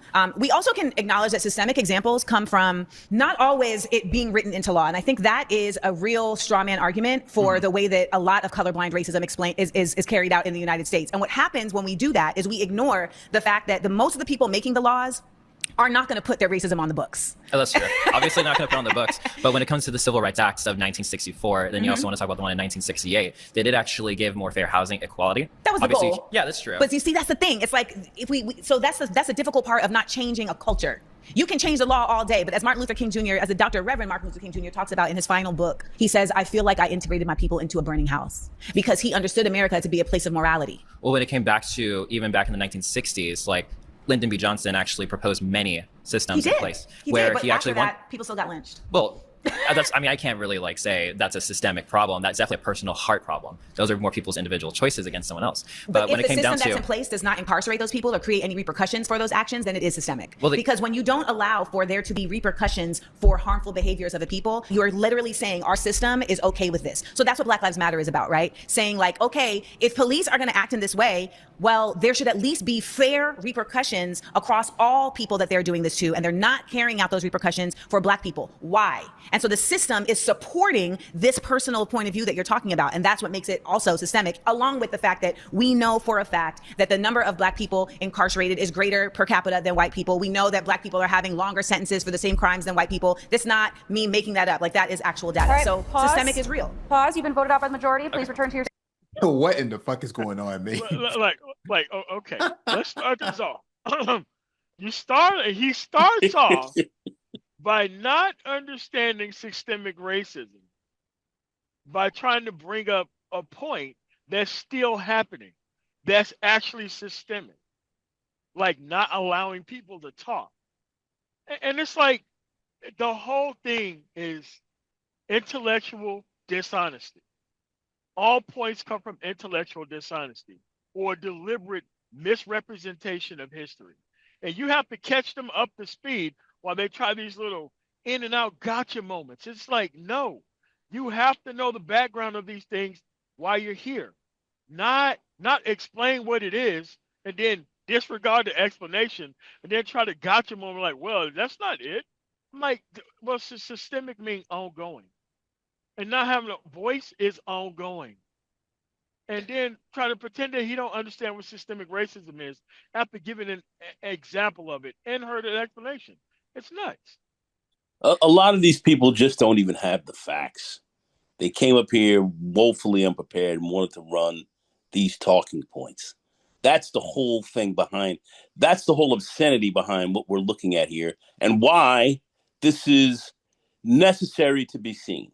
Mm-hmm. Because you will see absolute massive dearths of information, but yet they have been superimposed with these right-wing talking points, and they're coming up in here trying to eat them, defend them, and somehow use these as critical talking points in a debate that they are woefully unprepared for. They do not know half of what they're even talking about. And that's, you have to watch this. This is important to look at, because as Mike said earlier, when you look at this manosphere and you look at almost the exact same things. People coming up saying the most ridiculous stuff, no knowledge, and just running their mouths on madness and can't back up any of their points, but will try to outscream you and yell at you and call you, what's the word, a pedestrian or something else like that, and not have all the facts together while they're sounding insane. This is what we're looking at. That's why this is very, very valuable to watch. Valuable to look at. This is his first time hearing the facts. It's not like he was supposed to have an understanding of the facts before he got up there. It's like, okay, could you explain this to me? Okay, what about this? It's like, no, this is a debate. If it's either it's true or it's false. Provide a reason why it's false. Not provide a reason for me to give my explanation why you bring nothing to the table. What's going on here? You got to have some background about what you're actually talking about. And this level of method acting, you just seen a bunch of different people present the same argument different ways. Unbelievable. And brought no information to the table. But brought nothing in. Brought nothing in. Could you bring me up to speed? All right, thanks, fam. There was something called, in the 1960s, there was something called the Kerner Commission report. This whole report has a whole entire breakdown of everything that she's saying as to why Black people were angry. Yeah. So the idea that, I've never heard of this before, that doesn't matter. It doesn't matter that you don't know what's going on. It matters what the facts are. And you don't have the facts. You're uninformed. And your opinion is based on nothingness. Why are you even on the panel? Why did you come up here? Well, I just want to challenge you. Challenge me with what? Right? And so you see this a lot in the Black manosphere. A lot of guys hopping up on panels. This was very prevalent during the Bernard Riley era. Oh God. Every Black man that got on that panel that claimed that they were conservative all leveraged the same talking points. Okay. Oh, school choice, school vouchers, and et cetera, in charter schools, right? Et cetera, et cetera, et cetera. All the talking points that you hear right now, 2025, go back 5 years ago to Bernard Riley, is the same exact talking points. In fact, I think a few of these guys were a part of the Bernard Riley sector. Not that I have a problem with Bernard Riley, but I'm just pointing out the fact that the Manosphere incubated a lot of these bad ideas. Okay. A lot of these bad ideas. Today, I call them low information voters, but back then I was calling them trap house Republicans. And I was not wrong about this. Okay? I was not wrong about this. A lot of these guys came out of the woodwork as soon as Trump got elected. With the exception of ABL. ABL had been cooning long before Trump came along. So yeah, the Klan brought gifts to his grandmother. So he never lived that one down after that. Yeah. Thank you. He told that to be on a national panel. I'm like, what? All right. How you doing, Amanda? I'm Ryan. Ryan. Nice to meet you. Thanks for being here. All right. Well, what I would say is, as far as systematic racism, right? I think most of us would agree agree that at the very least it has occurred in this country, right? You know, we've had slavery, we've had Jim Crow segregation, all these different things. Yeah. I think my argument would be that right now in modern America, I don't think, at the very least, it's not as prevalent as it has been to where it could stop us from being successful, okay? I would say that it's not a thing anymore where it needs to be talked about so much and so much attention focused on it. I don't think that currently there is systematic racism in a way that is going to be harmful to us, you know, like I said, to stop us. If anything, really, I think institutions such as things with DEI. What do you think DEI is? Basically, I think that it's in a way it's racism against other races outside of blacks. And so where did you get that concept of it from? I've researched a lot of things. I looked at different clips from both sides of the argument, things like that. But basically my point is I think that as far as systematic racism, I think that there's evidence from the other side in that there's different things that are pushing black people up in ways that are not fair and different things like that. Because I think that we should be merit-based. I think that should always be merit-based. And where we're in, you know, when there's jobs and different things like that, race should not be something that's considered. And so I think that let's say that there are ways right now where systematic racism is still alive. Again, it's not holding us back to a point where we can still be successful. We've seen so many examples, you know, today in modern times where Black Americans can, you know, there's no opportunities that I have that a white person or that a white person has that I don't have. I believe that all Are you opportunities. sure about that? Can you actually say that? I would say that I have every opportunity in this country to be successful, to do what I want to do, and to stand on business that every other race has. Absolutely. And do you have the again, same support? Even if I don't have the same support, I can do what I got to do. Do you have the same support? I probably have more. I do you can have the more same support community than others. support? I have excellent community support. That's Absolutely. lucky for you. Sure. Yeah. Where did you grow up in a lower income, middle income, high income community? It was middle income. Okay. Yeah. So again, I think that even those who grew up in very needy situations, right, they may not have been dealt a great hand of cards. But they still they can still, you know, I think it comes down to accountability. You can still play your hand and play your cards strategically in a way where you can still be successful, you can still do your thing, and you can wind up on top. And there's nothing stopping us from doing that. Would you say that low-income white people and low-income black people have the same ability to excel? I would say they have the same ability to excel. Okay, so I'm going to start countering from that point then. Sure. So ultimately, we know that our low-income communities are not given the same access to resources on a myriad of levels. They don't even have the same air quality, okay? We know that low-income communities in general are also going to be much more policed than other communities. We know that policing as it exists in the United States came from slave catching. So even the tradition of policing comes from protecting property, not protecting people. Okay. So let's start there. When we talk about low income, like the working class black people in this nation, we know that they have never been considered, ever, whether they were slaves or not. They just weren't considered. And we also know, as our brother Isaiah pointed out, that there are still people in very powerful positions that hold very personal positions as it relates to racism. And so in that way, they are impediments to someone moving forward. When we talk about DEI, the concept of DEI is not about lowering a standard. It's about widening the options. So we live in a nation that I feel like a lot of y'all are looking at the United States as a long history of something. We have a short history. All right. For 400 years, there was slavery. Black people were not even considered whole humans. We were 3/5 human. After the Civil War, during Reconstruction, Black people were then subjected to the Black Laws. The Black Laws were specifically for Black people. The Black Laws incarcerated Black people at such an exorbitant rate that they were able to get another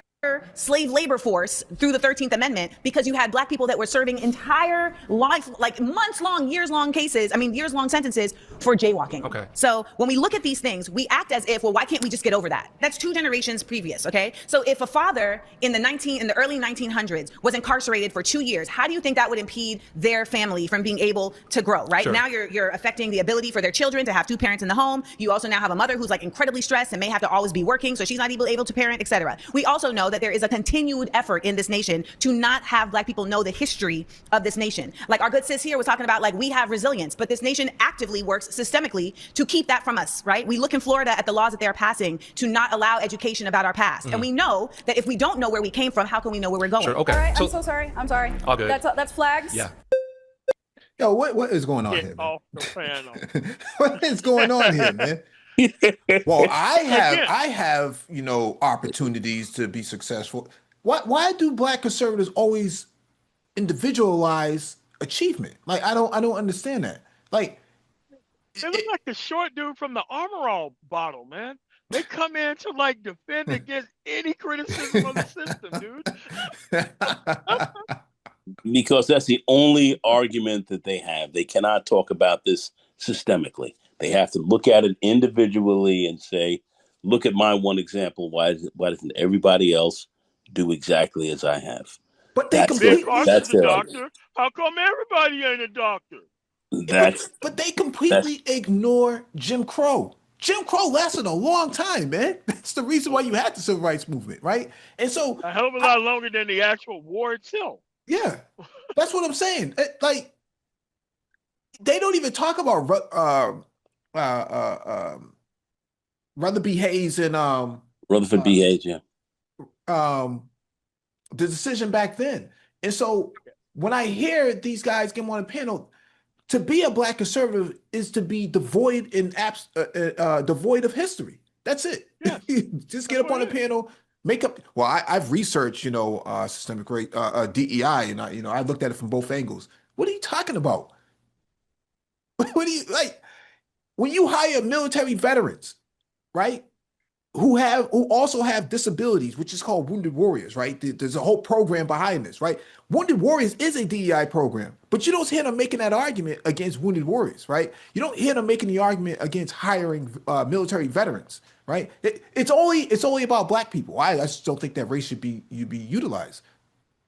But race isn't utilized, though, in that capacity. Because if that was the case, you would see overwhelming numbers of Black people represented in all industries, absent of the NBA and the NFL in sports, right? But you don't see that, right? Black people make up less than 10% of the IT industry. But you're telling me that we should get rid of DEI because you don't think they should consider race. But they are considering race. They consider race not to hire your Black ass in the first place. That's exactly it.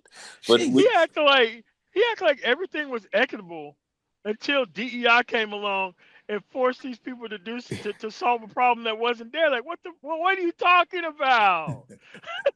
Unbelievable. It was to address an issue, not to make an issue. And conservatives look at it as, no. It was in order to make an issue. Things was fine before.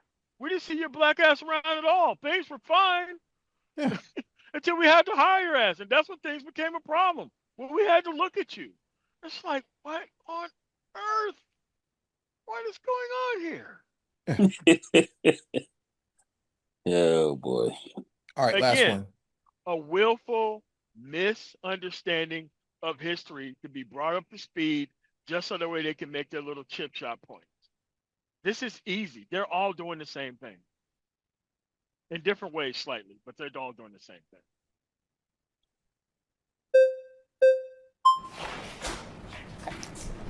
Hi again. We cool now? We good. We good. I think we're on the same. We're kind of looking at the same side of the same coin, and I think we both want the betterment of the Black community, and I think we're maybe coming from it from different ways. And so I do respect your position to what you were saying as well, that there are certain things and powers at play. And I've experienced racism firsthand. A lot of conservatives may try to act like, oh, there's no racism in America. I absolutely believe there is racism in America. I believe racist people exist. I just don't think that the systems as they stand today are inherently racist because I've seen too many Black people overcome. And I just feel like a lot of times what's left out of the dialogue is self-accountability and like self-will. We talked about how we were 3/5 of a person. Now we are 100%, I guess, according to the law or whatever, a person. And I feel like at the end of the day, if you wanted to walk out here right now and decide, you know what, I want to change my career, I want to do that, you can. And that's why so many people, and Nigerians come here, and Indians come here, and so many people who are not white, who are supposed to be discriminated against because they're not white, they come here and they become doctors and lawyers. Why? Because to your point, there's community. There's a sense of pride about, you know what, I got to go honor my parents back in Nigeria. I'm part Nigerian. I have to go honor my parents. I have to go honor my elders. They're not twerking and shaking booty. They're getting sick. They are literally twerking and shaking booty in the Nigeria. Nigerians I know ain't doing it. If they are we twerking, but they learned doctors it from Africa. They're doctors twerking and shaking booty. So maybe they can shake because they got the money to back it up. But do you see what you're saying? But do you see what I'm saying though? We have to be honest, Amanda. When as a fellow daughter of an immigrant, right? So my mother's from Grenada. My mother did come here and was able to work and was able to get green cards for folks. So shout out to my mom. There's a very big difference in growing up somewhere and coming from a place where you are the majority and where your people are running the show than being somewhere where your people have been subjugated the entire time your people have been here. But your mama came here and she wasn't the majority. So how did she succeed? She succeeded because she came here with the fortitude of coming from a place. Her resilience, right? No, but she had her village. let me say what I'm saying. Okay, I'll let you unpack. If we don't acknowledge divide and conquer in the United States, we are having a pointless conversation. I agree. We have to acknowledge that there is a concerted effort at divide and conquer in the United States. We're literally watching it happen right now with an effort to divide and conquer and have Black people fighting immigrants and have Black people saying that immigrants don't matter. So fighting white people. White people is not the point. The concept of white people is about people who are upholding a supremacy of whiteness versus people who understand that there should be an egalitarianism. There should be an equality. We are becoming the new white supremacists. We are. We've been putting them on a pedestal. We are. We feel like we can't do anything. No, it's not that we're putting them. It's not that we're putting them on a pedestal. It's that we are joining them and instead weaponizing our Blackness against our people. When we do what you're saying, we are saying,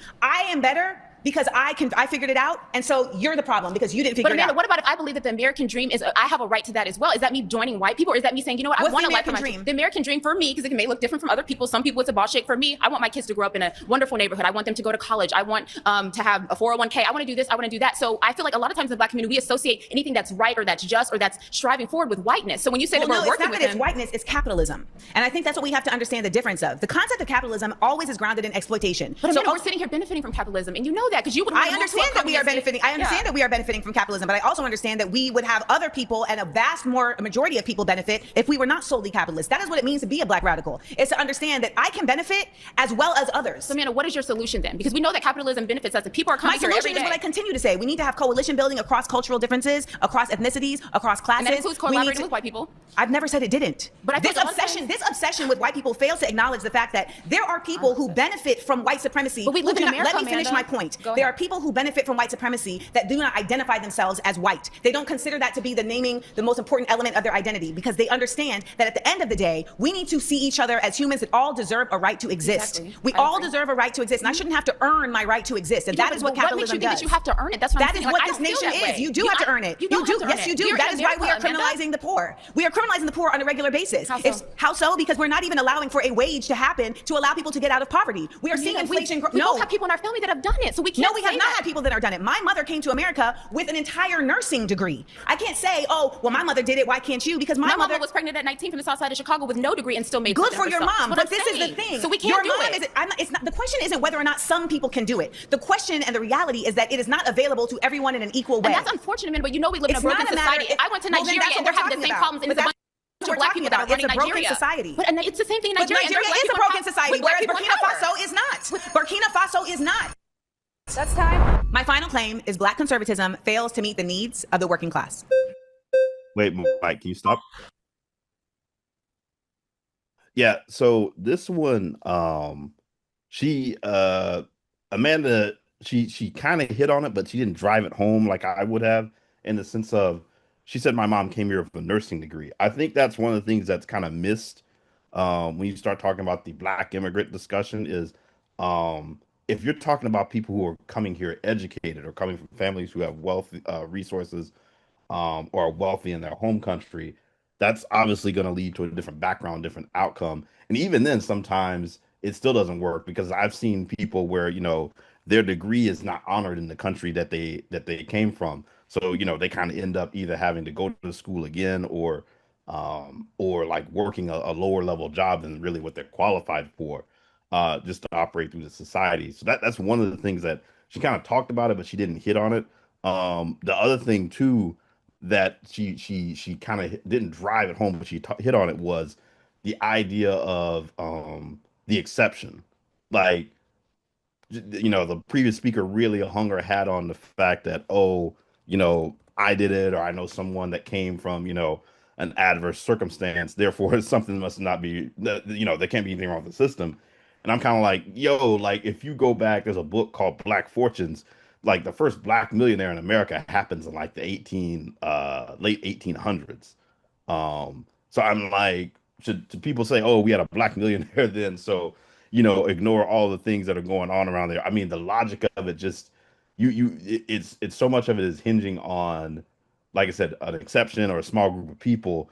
And I feel like she really had the opportunity to really nail it home. If you really, now granted, you're sitting here trying to call statistics off the top of your head, but there's data and statistics that bear this out as far as like economic mobility, racism, and what that costs Black people. I mean, McKinsey has done studies on Black upward mobility.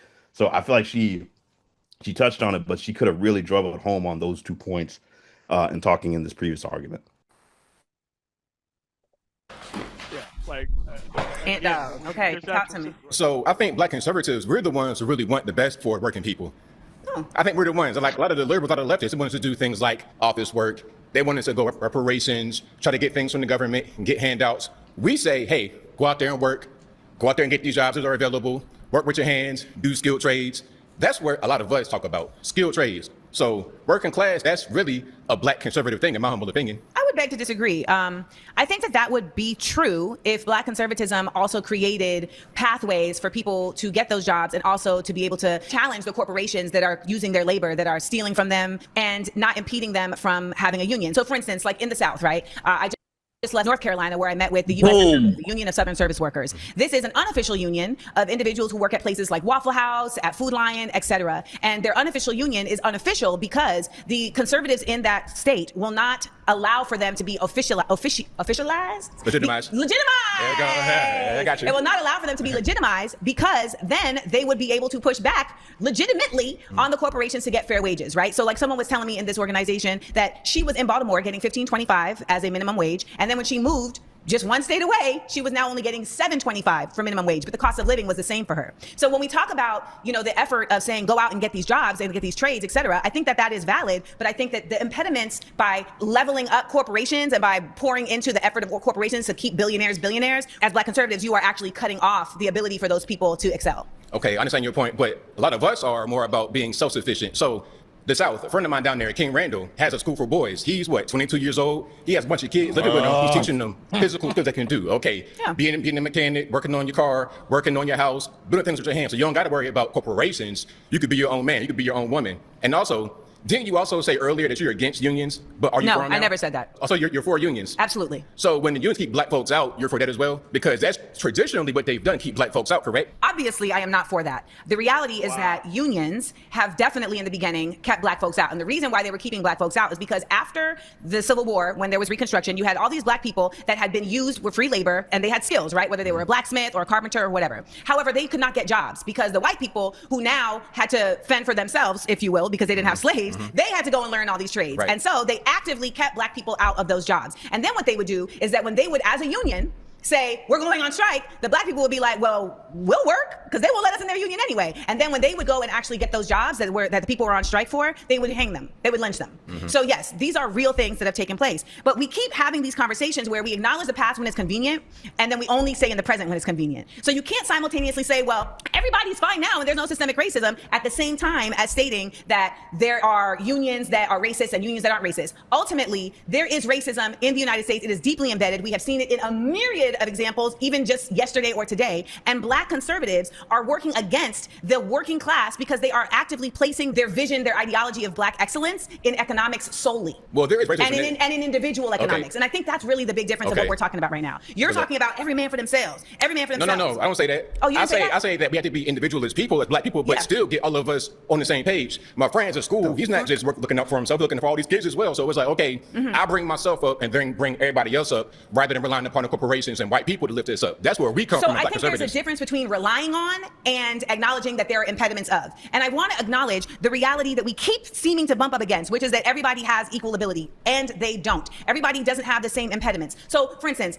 I grew up with a single parent, not because... Me too. I grew up with a single parent, not because my father was some deadbeat that didn't have... My father has a MD from Harvard. My father has an MBA from Tufts. My dad was a firefighter, so working class, conservative. He just didn't want to be a parent. So when we talk about this whole idea of like, oh, the Blacks that are, you know, not doing the thing, it's not about necessarily what class you're in. It's literally just about we live in a nation that gives the option of I don't want to be a parent. We live in a nation that gives the option of I don't need to be in cooperation with our community. And as far as I'm concerned, Black conservatives do not address the needs of the working class, which are fair access to resources, which are equal access to getting jobs, which are equal pay to the same access as others. And we don't. Equal to who? Equal to other states even.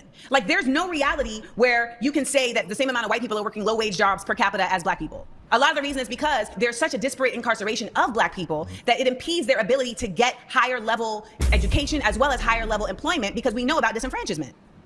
All right, there you go. Wait. This was a bad argument by ABL. I mean, that exchange, I mean, when he first of all said that, oh, are you against unions because they used to keep Black people out? Like he was trying to get you on a gotcha question, but yeah, he was. It's like, okay, dude, America used to have slavery, and you're not against it. Like, he brought nothing to that debate. Nothing. He came in there. He came in there, tried to blame stuff on Black people, saying you're in there looking for handouts and whatever. A ridiculous tired, old right-wing talking point once again that brought nothing to the conversation and didn't address one thing that this woman was actually talking about. Addressed none of that. And like you just said, RM caught himself up. He literally caught himself up in his own diatribe. It's ridiculous. That's how bad this really was when you guys look at this. This is how bad this is. Go ahead, guys. Go ahead. Okay, so here, the actual conversation was about conservatism and working class. What working class job does ABL have where he works with his hands? Pressing buttons on the keyboard, MOT. He's a YouTuber, so I guess he's counting present key. And he forgets that the Republican Party, the conservative movement in specific, are always against increases in the minimum wage. It's always against any type of providing health insurance in the actual workplace. And anti-union. Yeah, and exclusively anti-union. They're anti-union. And like I said, I mean, she nailed him perfectly. Where are you black conservatives really coming here and speaking for the black working class of folks here in this country? Where are you guys? Where you at? I got my FU game. Like that's where they at.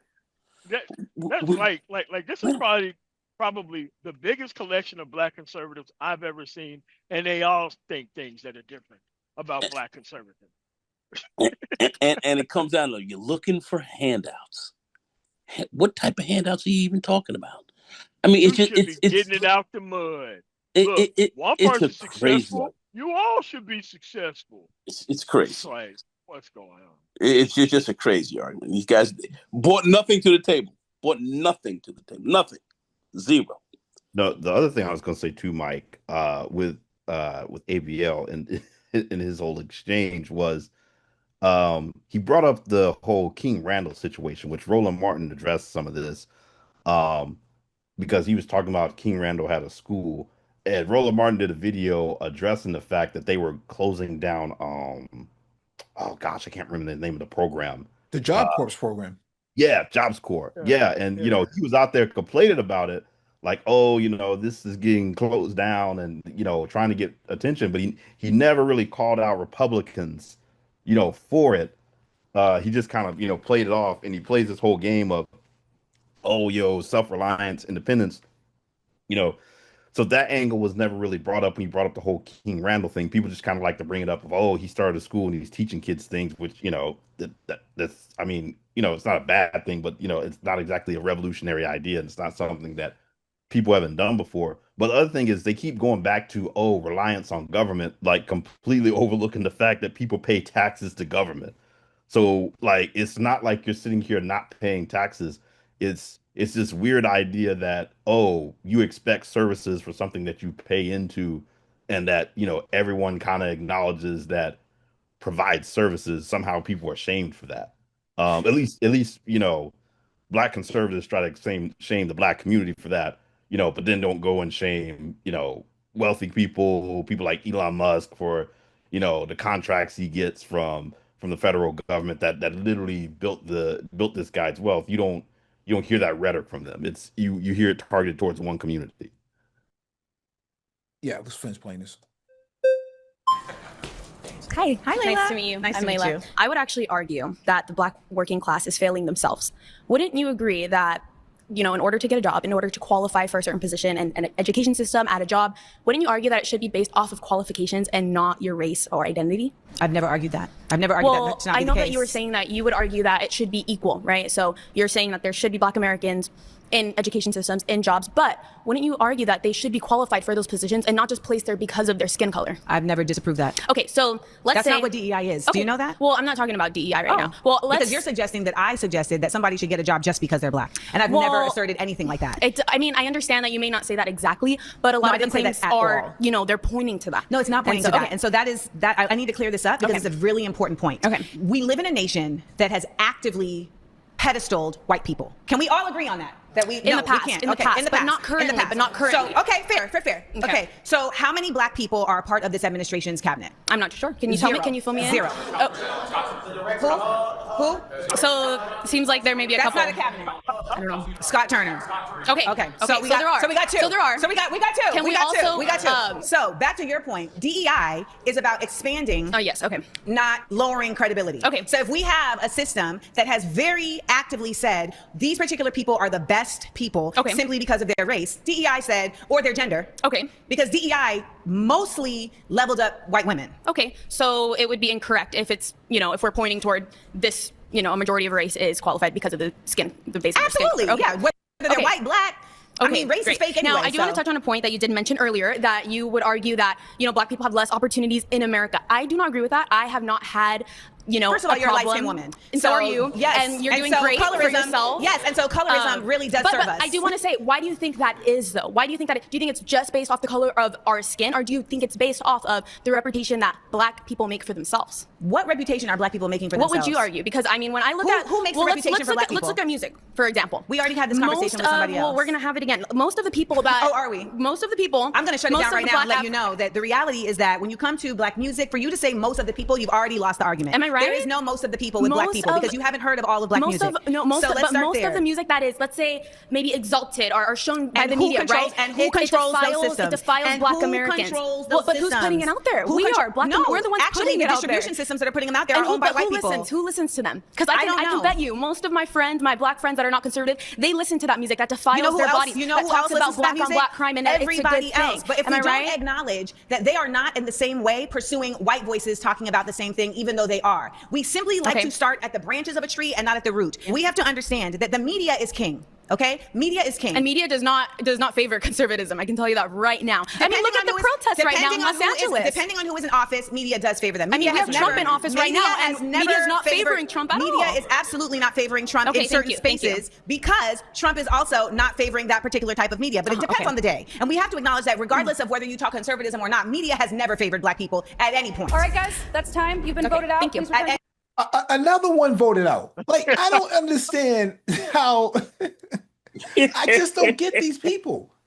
All these conservatives, none of them agree with each other on anything other than the fact that there are two black people in the Trump administration. That's it.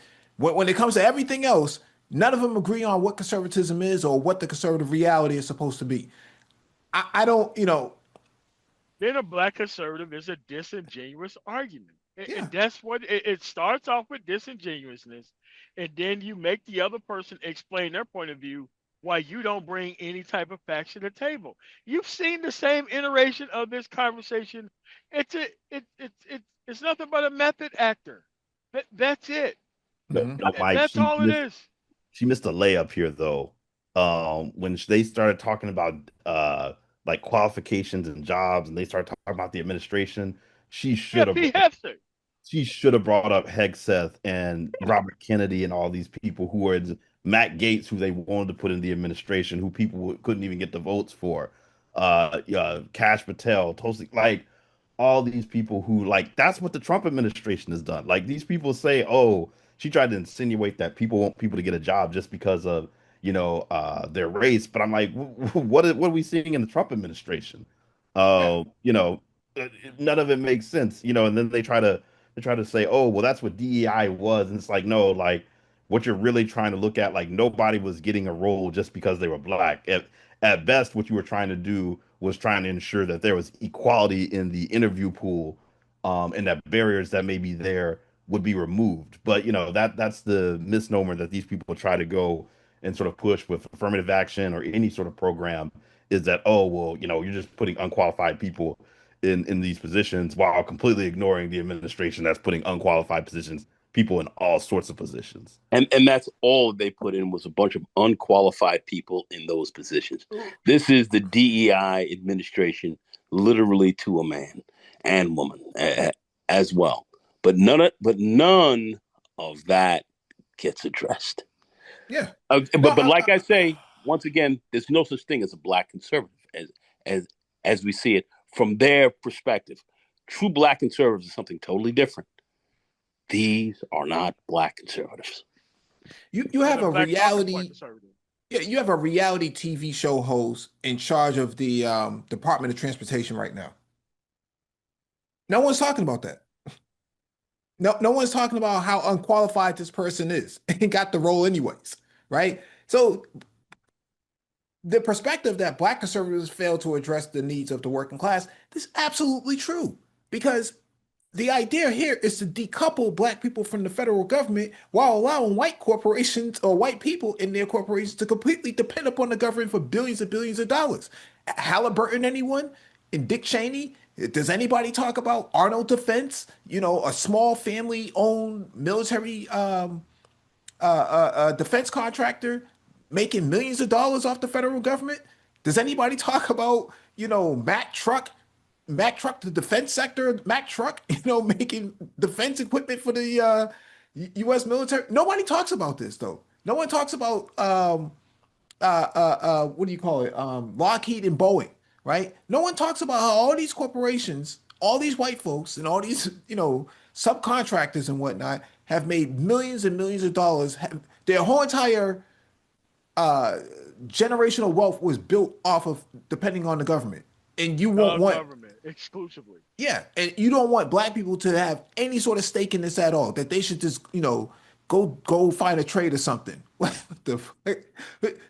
And so the statement is true. Black conservatism fails to address the needs of the working class. And this is fundamentally true. It is anti-labor by a long shot. There is no example of Black conservatism creating industry as a whole. It just doesn't. It's not innovative at all.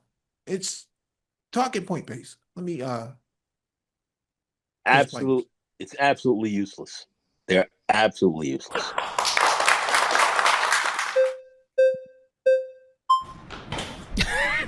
I'm back. So let's talk about facts. I just want to move back to systemic racism because you mentioned systemic racism earlier. I just want to look at 3 applications of systemic racism against white people and against East Asians as well. So for example, we have the National College Attainment Network, which defines affirmative action or even race-conscious admissions as taking race as one of the factors in whether or not you're going to admit a student. And we noticed that when race-conscious admissions was out of it, Black enrollment dropped 64% at UC Berkeley. And that is an act of systemic racism. Trying to look at people's races and allow them into colleges whether or not they're of a set race is racism. I mean, it's race-conscious. And Martin Luther King's most famous quote is that he doesn't want his children to be judged based on race, but by the content of their character, and the content of people's characters also includes merit.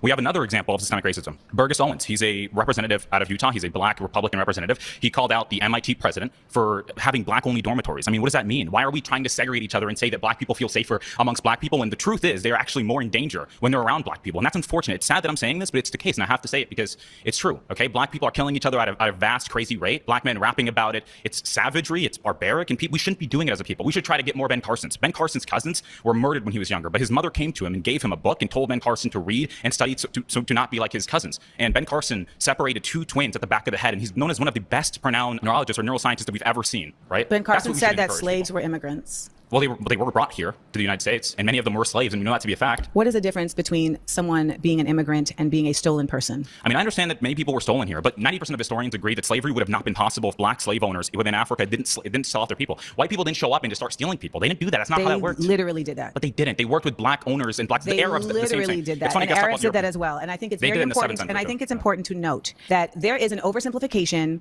of history as well as of Black people in Africa. There's a failure to acknowledge that in Africa, Black people did not consider themselves Black people. That was a racial distinction that was solely created by white oppressors to legitimize slavery. Arab oppressors, actually, because the Arabs did it in the 7th century. They were the first ones. They did not name it under Blackness. They simply just decided we're going to go and have enslavers. This was a decision that was actualized and then tried to be pushed forward through eugenics. Literally, there was an executive order that was passed a few months ago that said that Donald Trump wants to now control the museums because he wants to take back control of the narrative around race. And in one of these museums that they cited was that there was a display that speaks about race not as a biological thing, but as something that has just been created as a social construct. And he stated that that is an incorrect expression of race, that race is biological. But it is biological. Like, let's look at our phenotypical traits, the nose differences, the hair texture. It's a biological thing. Sure, there's a social concept, but there's biological differences that exist. You're very convicted in your lack of information around these things. Race and ethnicity are two different things, okay? Ethnicity is where you're from. Race is literally something that was created to put people into categories of caste, to put people into categories of oppression. Race is not something that you are. Race is something that was bestowed and put upon you. That's racism, not race. Race is simply the race aggregation. is literally something that was created and put upon you. And I want you to listen to me as somebody who has studied this, who has a master's in African American Studies from the Institute for Research in African American Studies at Columbia University. I want you to understand very clearly that race is not something that is biological. There is literally Look at us. no. Look at the there is differences.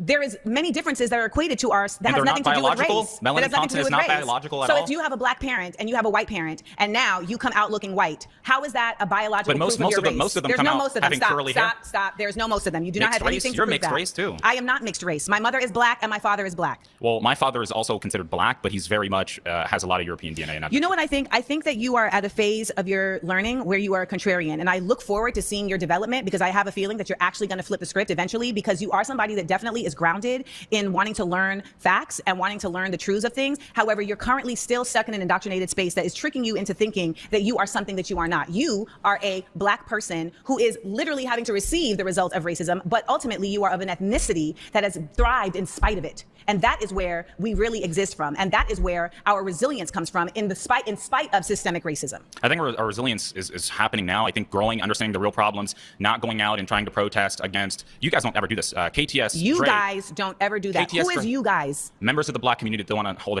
people accountable, especially black people. So KTS Dre was shot 60 times outside of Cook County, Chicago. How many BLM members came out? You earlier said BLM Stop is about referring police. to me as you guys. Okay, that's fine. So, for example, we had a really good example of this where it's not a police because I remember you Where said. are you from? Where am I from? What do you mean by that? Like, what state am I from? Where was I born? Where do you live right now? I live in Florida. I was born in Angola, though. I was born in sub-Saharan Africa. Okay. Where did you grow up for most of your time? In Maine. I lived in North America. In Maine. Yes. And what is the population of black people in the town that you're from? It's really extremely low, but I grew up around black people, and there was a black community where I lived. And that black community that you lived in, did they teach you about black history in the United States? I Like, learned black history. are your parents black American? Yeah, my mom is black. My father is black. No, I'm asking, were they born in the United No, States? because I wasn't born there. Oh, so you guys are all from Angola? Yes. But again, like I told you earlier, right? In terms of people like KTS Dre, they were shot. BLM doesn't come out for them. And I remember you earlier I said, think it's really hold on, can I important. please finish? You earlier said that BLM is worried about police, but when Daniel Penny choked out the man that we all know was causing violence on that subway train. He was not causing violence. He was threatening Causing people. disruption is not causing violence. He was threatening people. Causing disruption is not causing violence. And the people there helped him also. You know that he helped them. I don't know what that has to do with BLM. Random people on a train is not Black Lives Matter. BLM showed up for that. They did. Showed up for what? BLM showed up threatening white people, saying that they were going to go get white people. Now they BLM did. protested. BLM New York. BLM protested. Where did you get that from? You see, your sources are not. You're not able to cite your sources. In Please New York. go sit down. Yeah, that's the truth. It's not the truth. It's not the truth. It's not the Nothing you say is actually the truth. Nothing. You're not even American. You're not even a black American. As the daughter of an immigrant, it is imperative that black people from other places understand the disparate difference that they exist from black people in the United States. It is not the same. Period. And ultimately, the best effort that we can do as a diaspora is to lead in understanding, not in judgment. So when I am talking to somebody from Sudan, from the Congo, from Angola, I am listening to understand their experience, not to undermine it. And I refuse to allow anybody from Grenada, from Angola, from any other place to come and try to undermine the experience of black Americans. Yo, So go ahead, Mike. Go ahead. An unconscionable shine up there. Unbelievable. Anyway, go ahead, Mike. I'm sorry. Go ahead. I'm telling you, for somebody who lives in New England, right? These type of black people are pervasive amongst white people. Okay, Yes, they live in these predominantly white areas, and they're the only black person there. You can count them on one. You can count on one or two hands. And because they grow up around black people, around white people like this, they come out just like him. This is why it's so dangerous to have black people raised by white people or raised in predominantly white environments, because they come out just like him. He becomes a loose cannon. We had, back in my organization days, before the pandemic, we had a person like this show up to one of our events. And it took every ounce of my masculinity not to throw this guy off the roof. I thought I was going to kill him in the room, because he talks just like him and thinks just like him, but it's because they live around white people. They listen to Rush Limbaugh and Glenn Beck and The Blaze and Tommy Lauren and all these people, and they drink this Kool-Aid, and then they come right into an event like this or in a debate like this, and they don't have all of their sources cited or nothing like that, and they just make up stuff and just gallop their way through everything. Dude showed up in sweatpants and New Balance. Bro, something's not right, man. The elevator's not going to the top, man. You missed a few fries short of a Happy Meal, man. There's something wrong. And he did not learn African American history. And it is primarily because white people keep that stuff away from black people in these areas. They don't feel that they should have to teach all this stuff. And so people like him are very dangerous. And I'm glad Amanda sat this dude down in a way that pretty much finishes the whole entire debate. I thought Amanda did an impeccable job against these folks. I think there was some couple of areas that she could have cleaned up, but for the most part, handling the Black Manosphere in all of its might, I thought she did an incredible job, and I tip my hat to her and salute to her. I couldn't have done it any better than she have. Well, Mike, on this one, like what he said made no sense. Absolutely. Like he talked about like races being biological, but then I'm like, dude, do you understand who was defined as white has literally changed like every century? So like that's what I don't think these people understand when they start talking about white and black. I'm like, yo, if you go back to like the 1800s, like there are white people, Italians, Irish, Jews who are not considered white. Now you fast forward to 2025, all those people are considered white, and then you try to make that's a biological argument. It's rooted in biology. Like it just goes back to people not like studying anything. You can tell this kid, he looks like he's barely in his early 20s, maybe still in his late teens.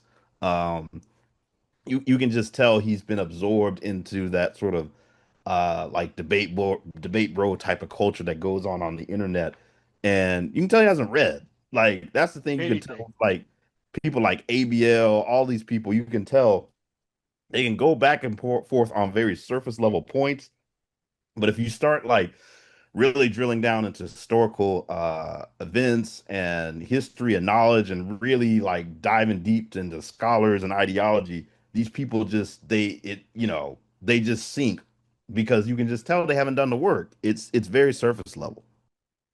No, these guys are I'm not going to sit here and call them morons, but a lot of these people are willfully ignorant.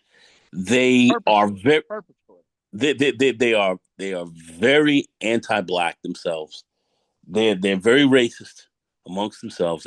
That's what they are, and that's what you're highlighting. And this must be seen. You must look at these. You must see that this is a part of. Now, mind you, this is not the majority of the black community. This is not. Okay, and we saw it in the voting and everything else like that. We know this is not, but this is a sector when you have some of these younger people who are coming up who don't have this history. That's why the lack of history, and they don't want you to teach you this history in schools because they want any blacks who come up, they want you to come up ignorant like this and supporting this and literally going against yourselves. They want that. So that's why teaching your history is so important, so critical. That's why you have to fight for it. But this is very key that this was seen. Very key that this was actually evidence, because this is where you have a certain percentage of your community is where some of them are at this stage. This is not the majority, but this is a part of it, and you have to be aware of that as well.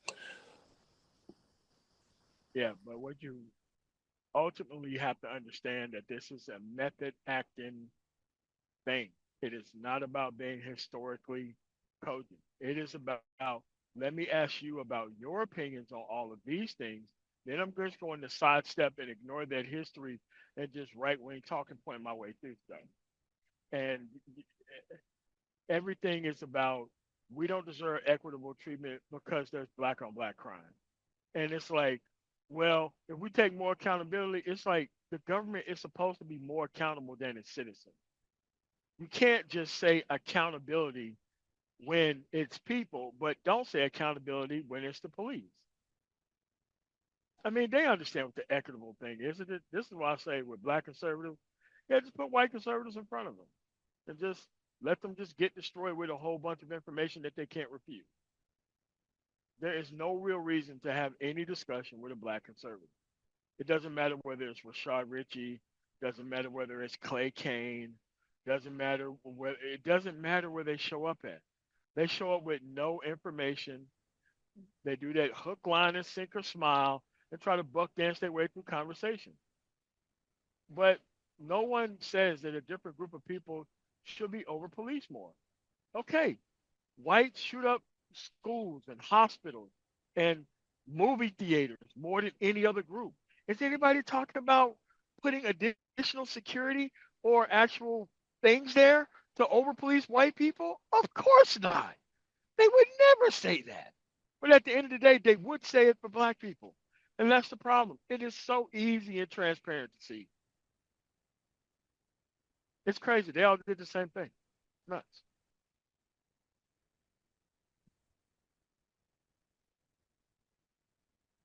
All right, I think that's a good place to end it. Thank you all for joining us. Please hit the like button on the way out, share the video if possible, and hit that notification bell so you get all the updates from the Black Brain Trust.